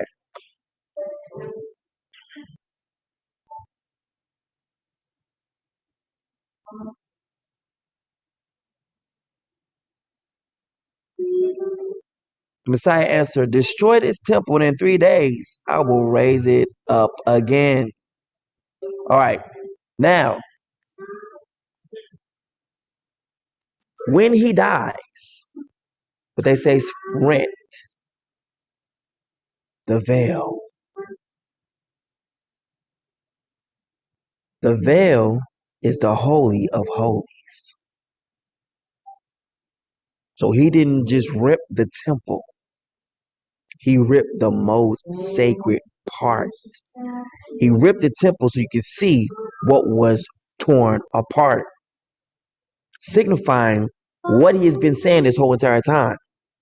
In Isaiah chapter 11, I'm going to have a new home, and my home is not going to be on anything you have to give a sacrifice for. Why? Because I made all these things. I'm not really moved by this. So he tells you, I'm looking for one who will worship me in spirit and in truth. For salvation will be of the Jews. So Judah will bring forth salvation. When you're in this time where you do not know where you're worshiping, I'm going to use Judah to bring forth salvation. For salvation is of Judah, of Yuande. So he told you that literally how you was going to be delivered. You're going to be delivered, and when you deliver by Yuande issues what? A king. Signifying the same thing the Messiah said, or the Father said, that Judah. The scepter shall never depart from Judah. Telling you, he says never. Never means never. If he says it's going to rain 40 days and 40 nights, then dang it, it's going to rain 40 days and 40 nights. If he says that the scepter shall not depart from Judah, he has told you what he's going to use, what is lasting, what is real. He's going to restore you back to an ancient pathway. The ancient path includes the king. And the king was always a representation of him.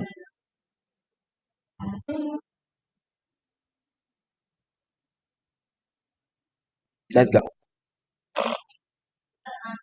So now, destroy this temple in 3 days, and I will raise it up again. He's talking about a new temple. And that temple he is talking about right in where is it? Let me see.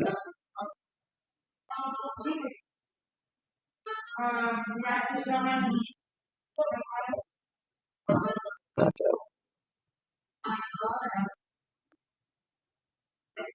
The David, the worshiper artist right here. Here we go. Heaven is my throne. Heaven is my throne. Has not my hand made all these things? And so they came into being, declares El Shaddai. This is the one I will esteem. The scepter shall never depart from Judah. This is the king right here. He's talking about simply the king. This is the one I will esteem. I will lift up. He who is humble. So he's telling you that the king from the beginning has to be humble and contrite in spirit. Me saying that what? I never saw myself as anything on this earth for over 40 or 39 years would match this perfectly. And look what it says right here. This person trembles at my word. He just told you who he has chosen for your king. Now watch this. That's the characteristics. Now, let us go into Isaiah 11 and show you. He says, who will I esteem? What is he saying? He said, heaven and earth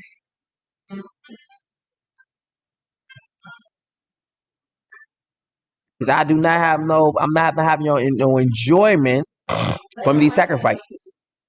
Has not my hand made all these things? And so they came into being, declares Yah.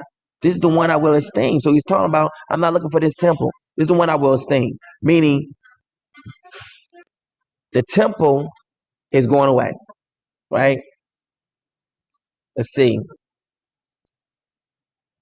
The veil tore.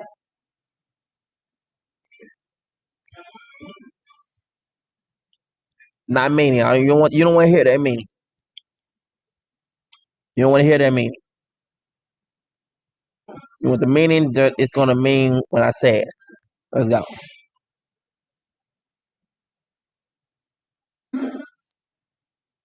Look what it did.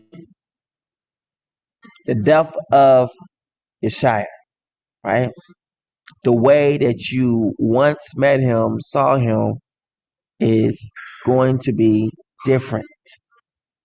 And when the Messiah had cried out again in a loud voice, he yielded up his spirit. At that moment, the veil of the temple was torn in two. Watch this. From top to bottom. Never coming back. Done away with. We're moving. The earth quaked and the rocks were split. He's not doing this no more. Right? It wasn't ripped just a little bit. He ripped that mug straight from top to bottom. That means don't put it back together again. If he was going to have at least a remnant of this, he would have left a little split in it, whatnot, so you can actually bring it back together just a little bit. But the fact that he ripped it from the top to the bottom signifies I'm done with this. All right? And he's going to show you where he's headed to. All right? Because that temple represented the presence and authority of the Father to the people. Now it's been rent. The temple, the most intimate area, is rent. So you can see everything. Why in the world is so if it's no longer intimate, I can no longer share my intimate details in here. That means he has to be going somewhere. He has literally left home. He is about to go house shopping. Him and his father about to go house shopping. Let's go.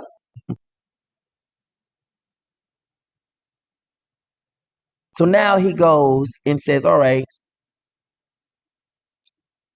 I'm not into all this no more.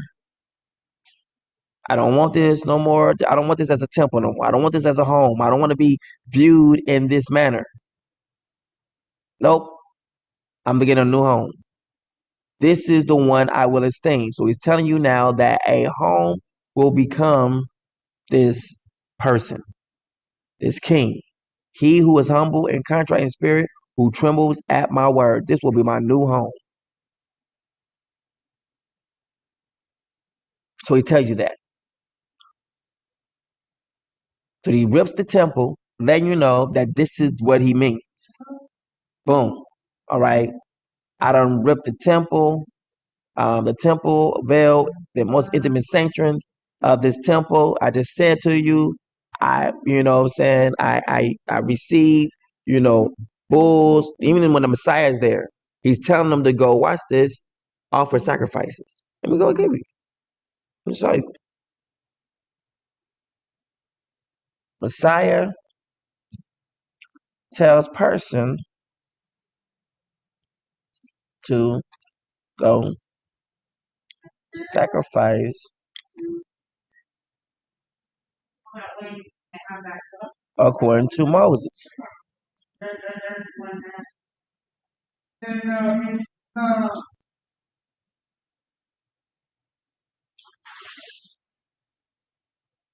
So that's Matthew 8:4.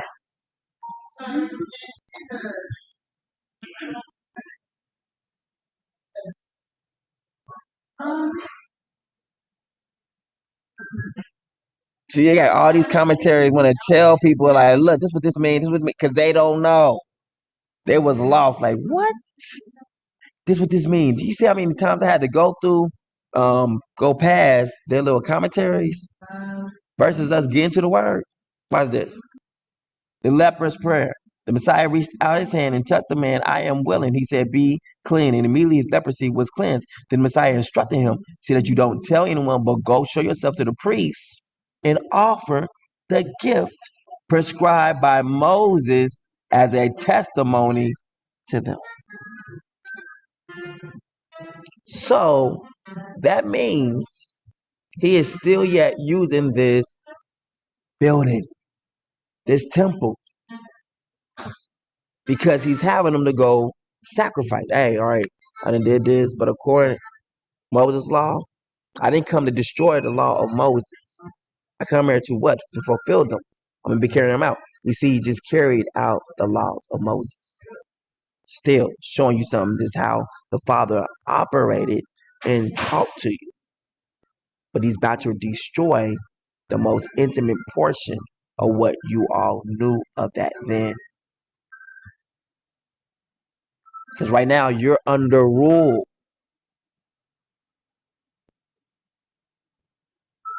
You're going to something new, fresh, and what you've always had. A king. Watch. At that moment. So when the Messiah had cried out again in a loud voice, he yielded up his spirit. So he is dying. At the same time he is dying, guess what? His intimate home, it dies too, right? It's powerful. Letting you know he was the voice that people heard coming through that temple's veil. Throughout the years, it was my voice speaking to Moses, speaking to Abraham, speaking to them. It was my voice. So when the Messiah cried out in a loud voice, so the voice is yielding up the ghost to this temple. Therefore, watch this. The same time the Messiah is dying is the same thing that that relationship with that temple and how he spoke to his people is dead too. So it gave up the ghost as well. Literally, the place where they would be talking to the El Shaddai, talking to El Shaddai, was rent, signifying what? This is dead too. It's two deaths at one time. The Messiah dies, and the way he spoke to you dies too. From top to bottom, it's like his body being open, wide open, and his person giving up the ghost too. So the ghost was given out in the word, and the ghost was given out in a temple where he gave the word to you through the prophets, priests. How we doing?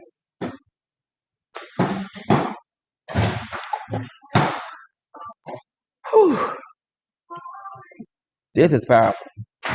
I want to stop. It's 6:23, man. This is powerful. Powerful, powerful, powerful, powerful. My mind is blown over here myself. Like, dang. This is powerful. All right. So,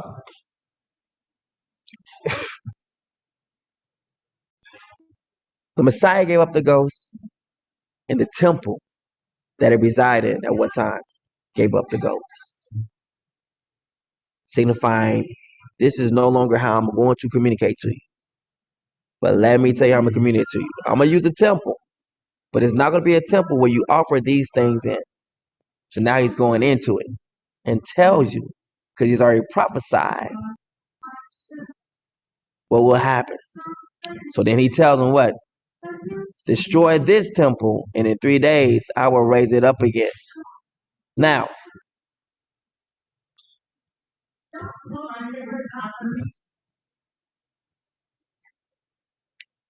if he's not just talking to his people and not to himself, then he's speaking to someone. He's talking about destroy this temple. They destroyed the temple. He raised it up in 3 days. But it's not just for him. It's going to have to be for also for his king. So it said, when he destroy you, I will raise it up again.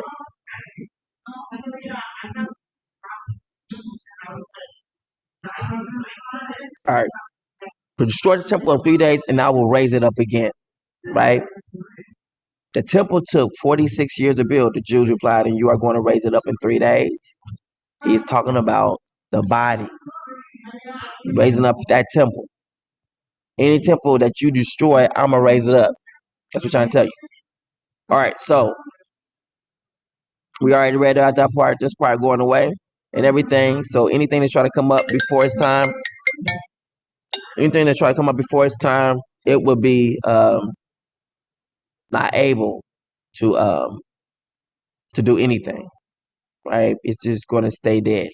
All right, so the Father is telling you now the new temple he wants. He just said, boom, I don't want this no more.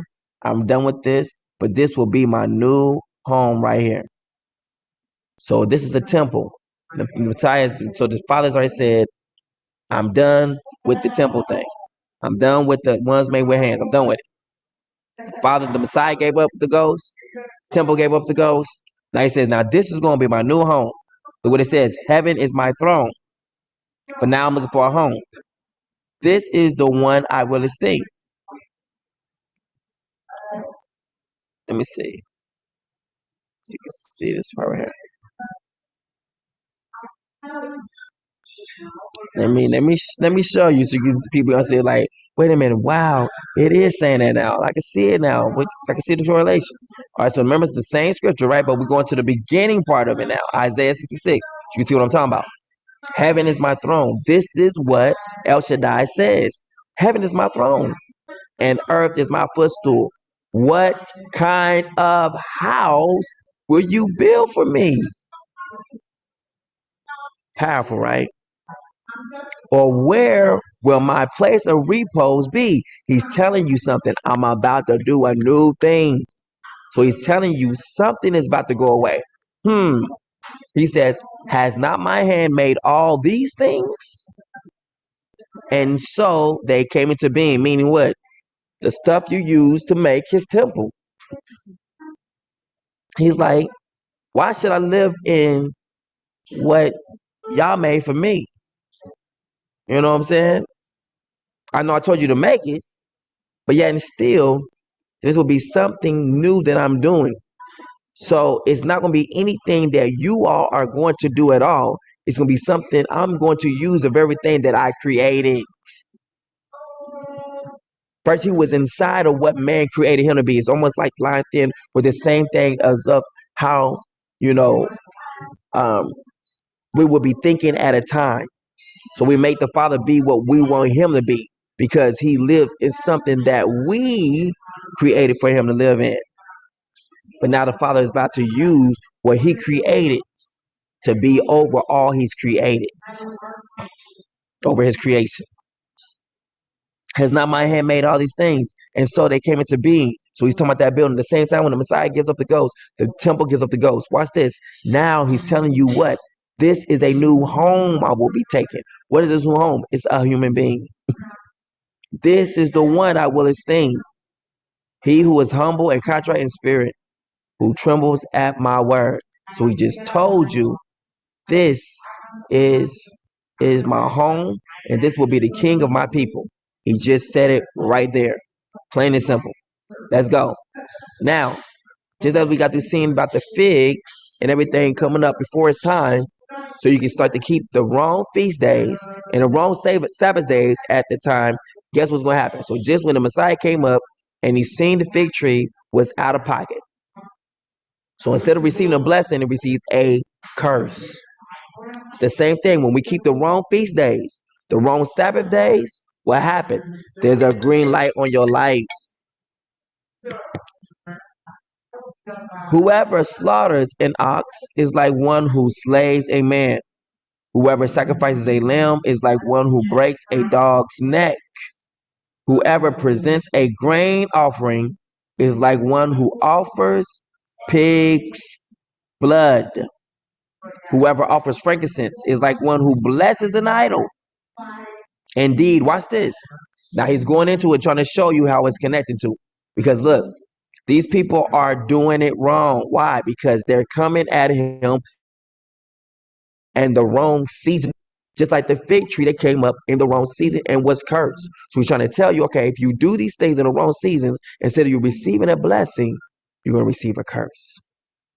I'm not going to be able to receive your offerings because they're going to be at the wrong time.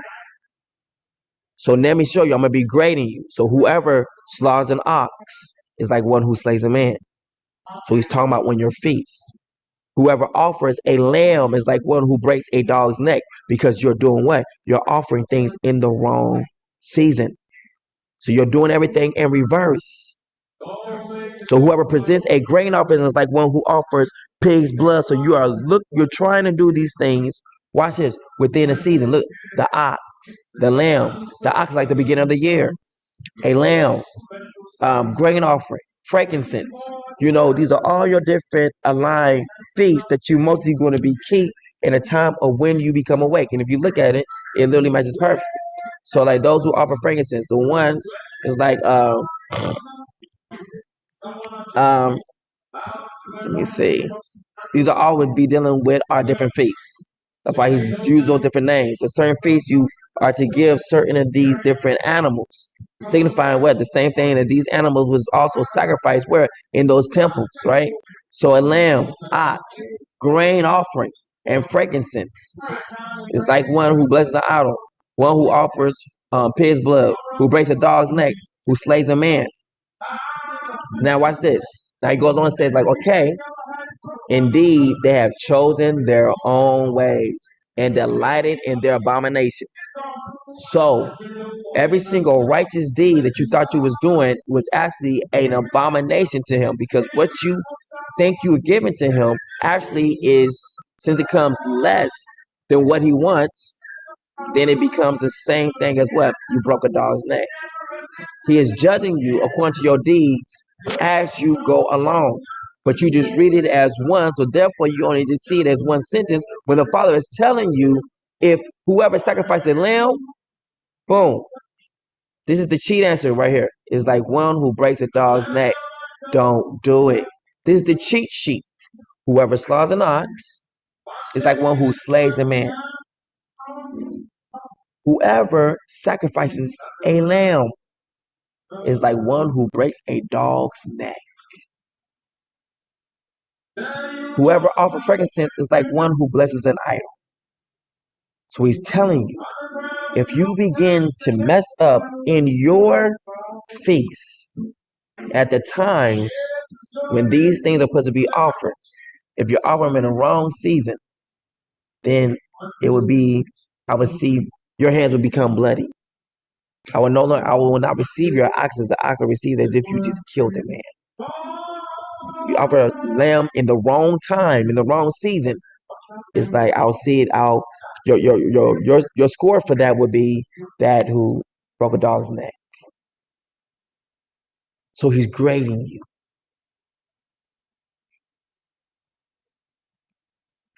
But the fear of Yah will make you wise not to do these things. Indeed, they have chosen their own ways and delighted in their abominations.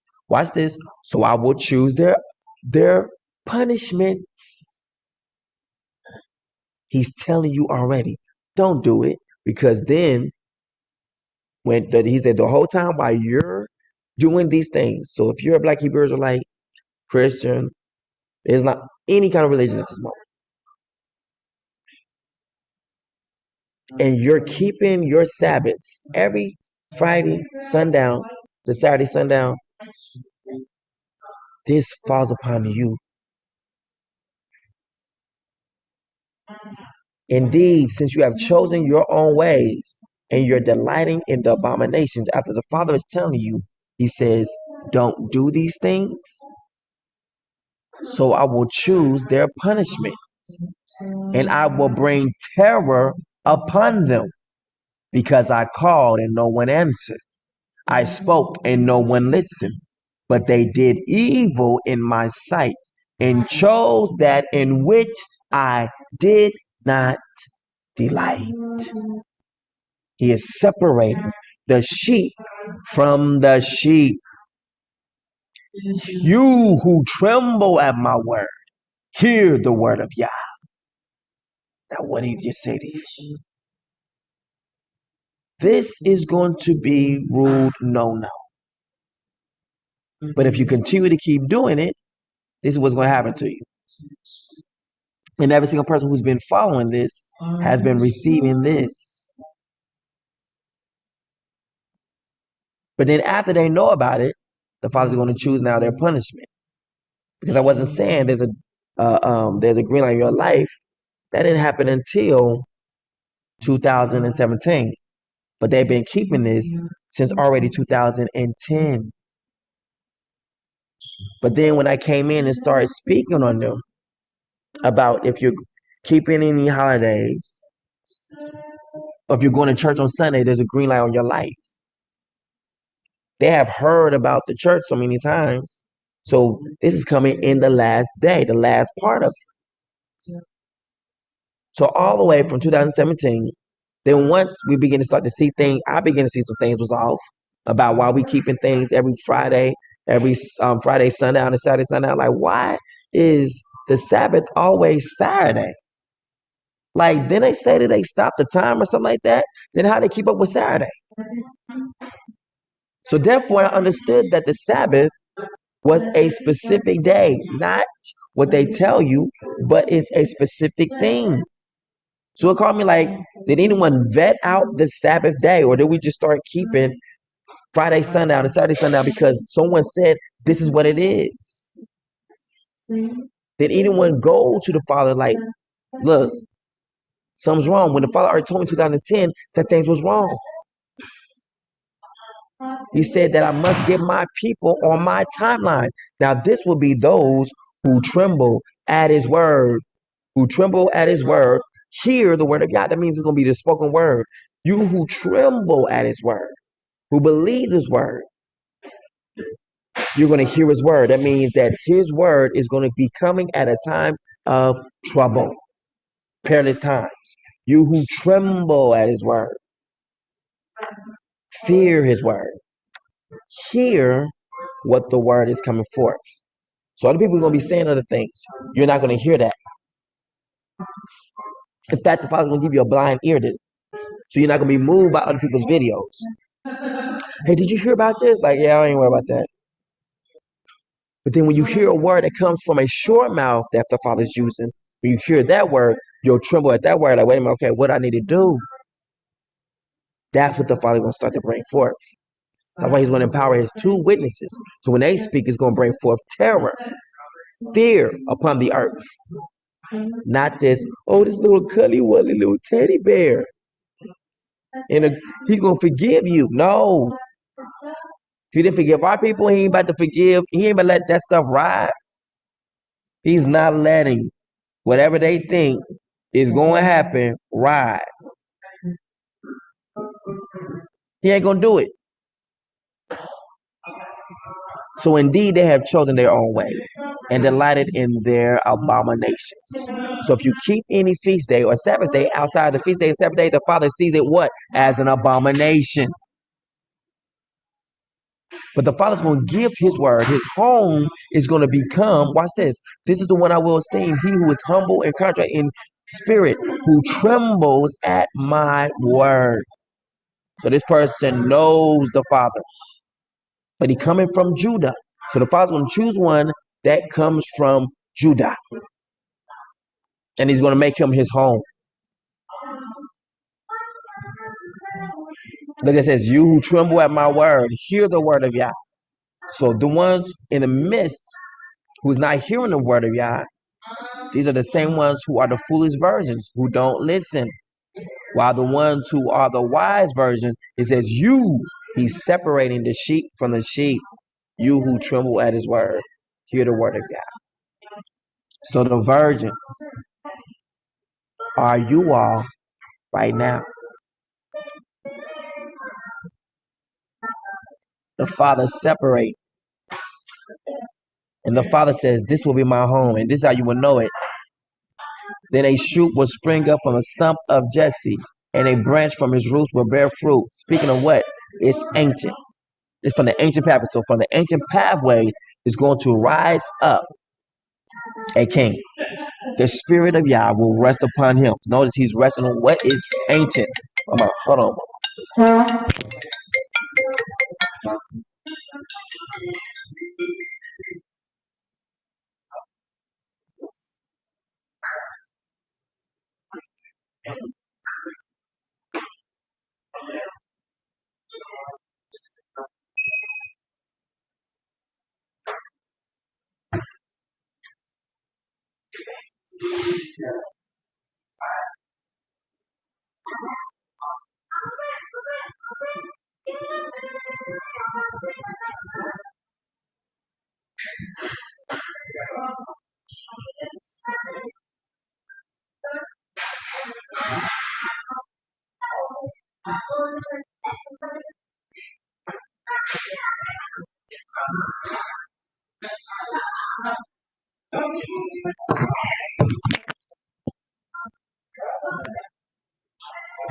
All right.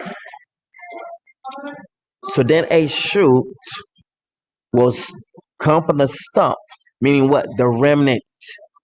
So it says, I will leave a stump.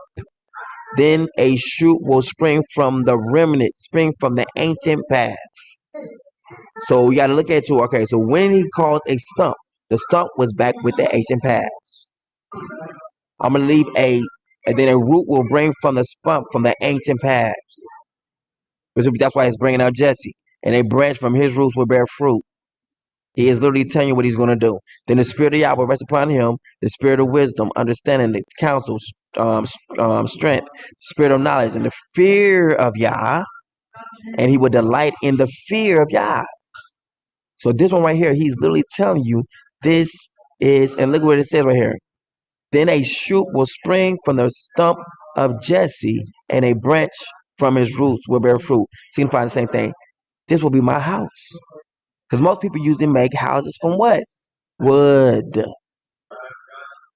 So we have branch, and the Father, and it goes on in context and says what? And I'm going to rest upon him. I'm going to rest in him.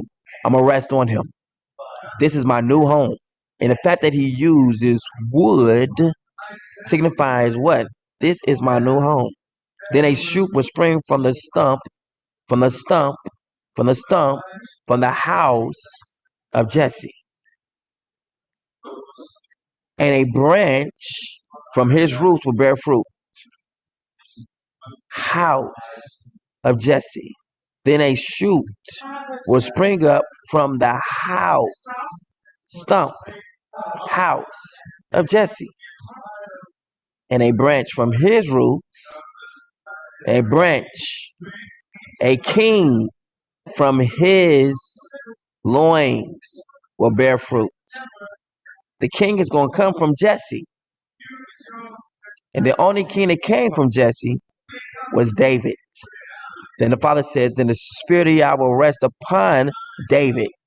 Because since we know then a shoot will spring up from the house, stump, house, root of Jesse.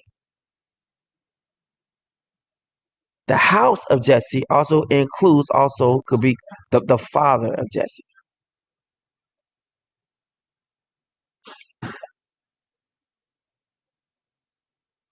From the stump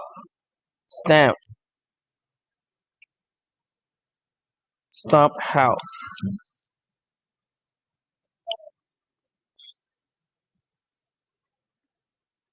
Boom. Look at it.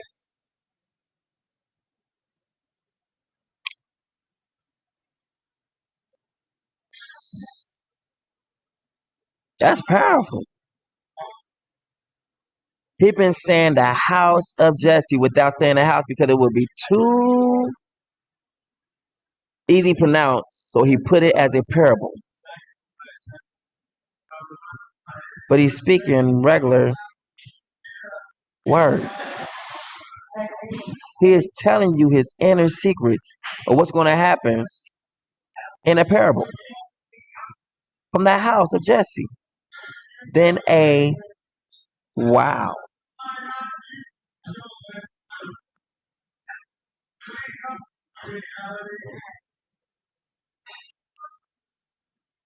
Y'all get anything from this? This is powerful, y'all. My mind is blown over here. Whew.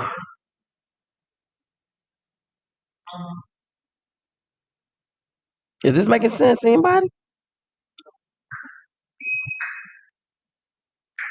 Is this making sense? Okay, thank you. From the house of Jesse will come, I will choose a king, signifying David, whom he's been saying the whole entire time. We ain't got to lean to our own understanding of anything. He's telling us everything. Then a shoot will spring up, mean like a kid from Jesse, right? A kid will spring up from the house of Jesse. And a son from his loins will bear fruit.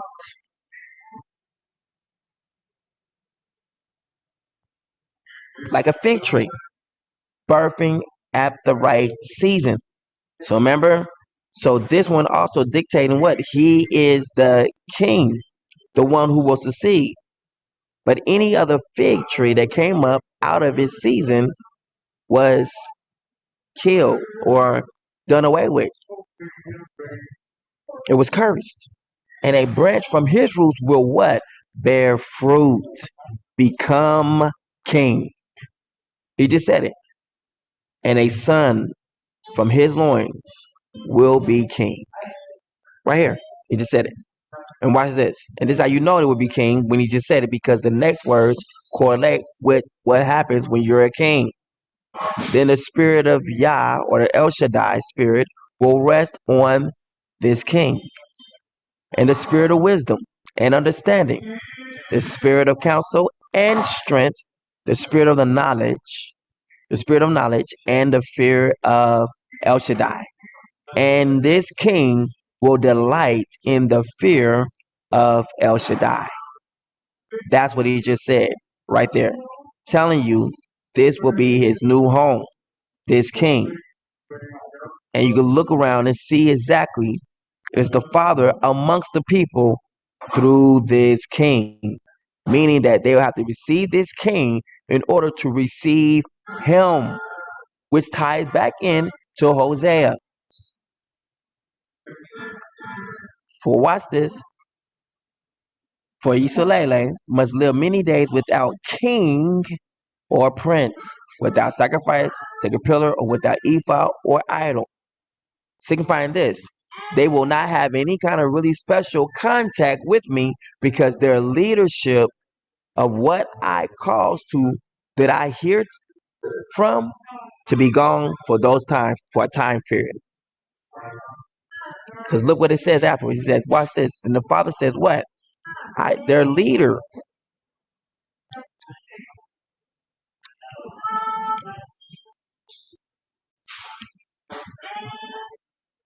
Restoration of Jacob. Their children will be as the days of old, and congregation will be established before me. And I will punish all their oppressors. Telling you what, when he brings you out, he's going to punish your people who did this to you. But watch this. Their leader will be one of their own. So he's telling you that your leadership is going to come from in the midst of you. So the ones who have suffered through this poverty or suffered through whatever we had to suffer with over here throughout the four corners of the earth, is saying that your leader is going to spring from Judah. And their ruler will arise from their midst. The midst of where we will be at mostly. And oppress that mostly. And I will bring him near. Telling you right there, he is going to bring someone who will be raised in the midst of the worst things we was going through. And he would approach me. For who would dare on his own to approach me, declares Yah. He is trying to tell you, this is how you are to fear him. When we fear him, they will fear us. When they fear us, they're going to return back everything that they took from us. We won't have to say you need to return it. They're just going to return it because they fear us so much on what we can do to them with the power of the Father. When they fear us, there will be nothing that you'll be struggling with from now on, because it will fear to miss a payment when they fear us. All right. The ark taken by the Philistines. You understand? Now Samuel's being raised up at this time, but the Father has pronounced judgment on the people. And I got a short minute of time to tell y'all this before I gotta go. Yeah. They're about to close up out of here. The ark among the Philistines. Ashdod, unto Ashdod. Watch this. And the Philistines took the ark of Yah and brought it to Ebenezer unto Ashdod. Hold that in mind. Ashdod. Ooh, the Father's doing something right now. He about to smack fire out of people right now. We're proving what we've been saying all this time. Oh, my milk of magnesia. A mongrel people will occupy Ashdod. What's that over there? And I will put an end to the pride of the Philistines. Oh, I hear you, Father. Father say, go ahead, keep going, keep going, keep going, keep going. I will remove the blood from their mouths and abominations from between their teeth. Then they too will be a remnant of our Yah. They will become like a clan in Judah, and Ephraim will be like the Jebusites, a mixed race. Shall occupy Yah, and I shall occupy Ashdod, and I will cut off the pride of the Philistines. You have to understand some things. They're not in our land per se. They're in Palestine, just as the scripture says. They're in Ashdod. And the Philistines took the ark of Yah and brought it from Ebenezer. Ebenezer will be ours, unto Ashdod. When the Philistines took the ark of Yah, they brought it into the house of Dagon. So they're over in the house of Dagon. So the Jewish people, Jerusalem Ashdod, Jerusalem. Let's do it. Ashdod, Israel. What's good? There it is right there, buddy. Here we go. Now let's put it in there. This is where they're at. This is where those Jewish people are at over here. That's where those Ashkenazi people are at. Because the Father told them, you will not get my people's lands. Jerusalem. Voila. Voila. Voila. Voila. Voila. So everyone who's looking over here, Ashdod, Israel. And this is ancient Palestine. You were saying again. When the Philistines took the ark of Yah, they brought it to the house of that. Now, what the Father says, he says that the righteous shall not inherit. No, it says the wicked. Scepter. Here it is.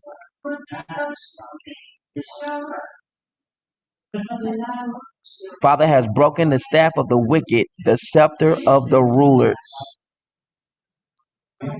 It struck the peoples in anger with unceasing blows. It subdued the nations in rage with a relentless persecution. Do you understand? The wicked scepter shut up. The scepter of the wicked. Of the wicked. The scepter of the wicked. The rod of the wicked is the heathen scepter, right? They won't do what? As a mountain surrounds our land, so the Father surrounds his people, both now and forevermore. For the scepter of the wicked will not rest upon the land allotted to the righteous, so that the righteous will put forth their hands to injustice. So if they're not going to be allotted to sit there, then they're going to be sent somewhere else. And this is where they become at. And he says what? I know those who said it would be the sacred people, but I will say to them that you will be added to the synagogue of Satan.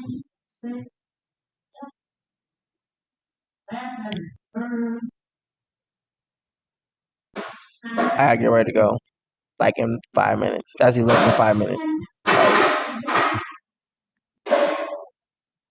Let's go. We're gonna do 3:9 because we'll be talking about also in here the Arabs too as well. They all share the same thing. He said, behold, I will make them of. See, they were not a part of it, but I will make them of the synagogue of Satan, which say they are Jews and are not, but do lie. But I will make them to come and worship before your feet and to know that I have loved you.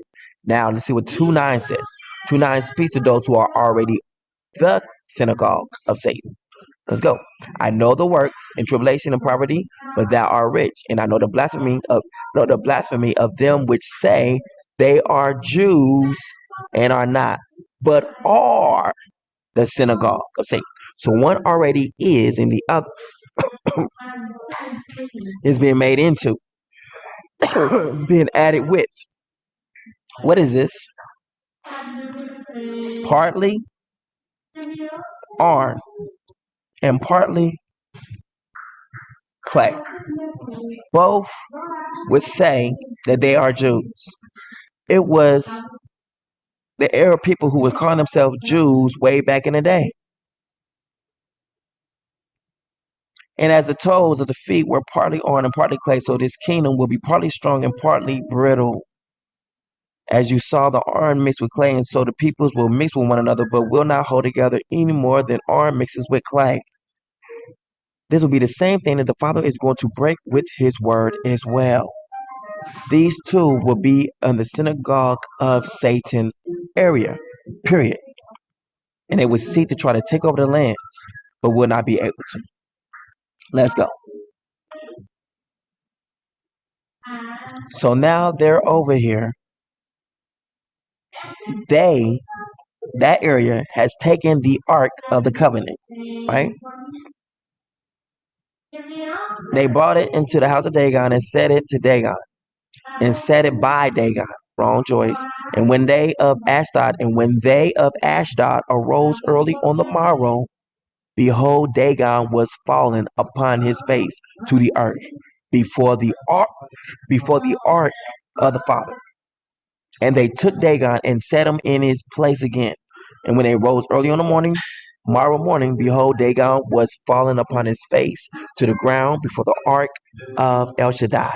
And the head of Dagon, your power, and both the palms of his hands were cut off upon the threshold. Only the stump of Dagon was left to him. Now watch what just happened. And the head of Dagon and both the palms were cut off upon the threshold. And the head. Deuteronomy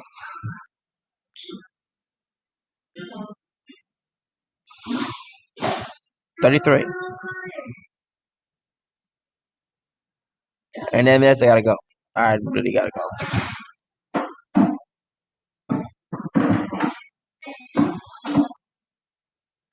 Alright.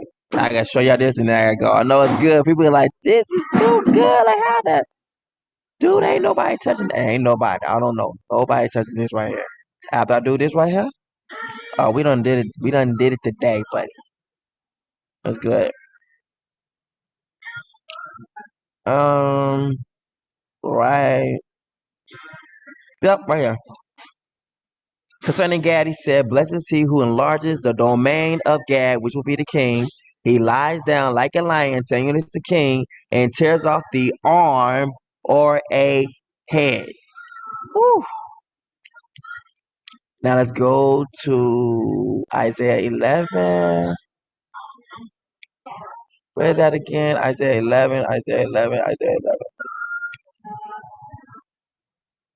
Oh, that's 66.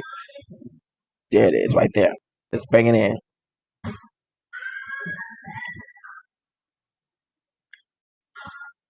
They will swoop down on the slopes of the Philistines, Palestine, to the west. Together they will plunder the sons of the east. They will lay their hands on Edom and Moab, and the Ammonites will be subject to them.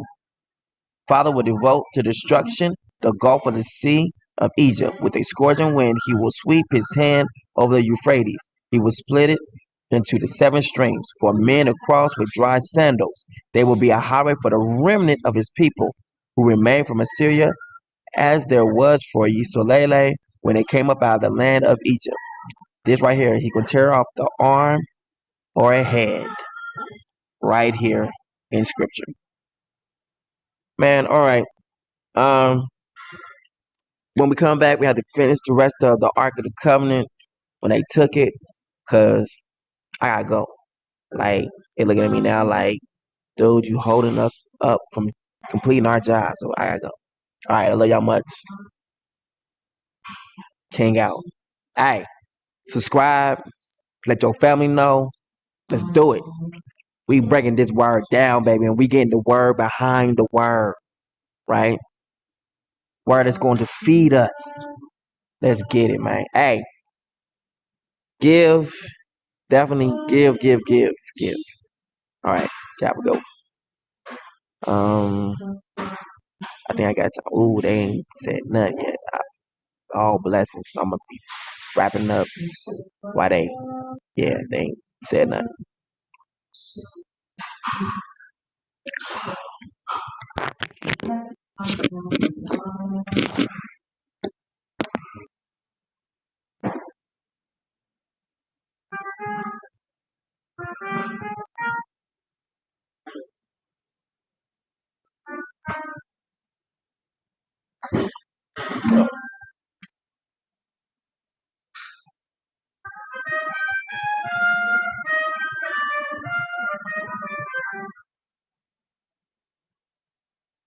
All right, fam. All right. Share, like, comment, all that good stuff.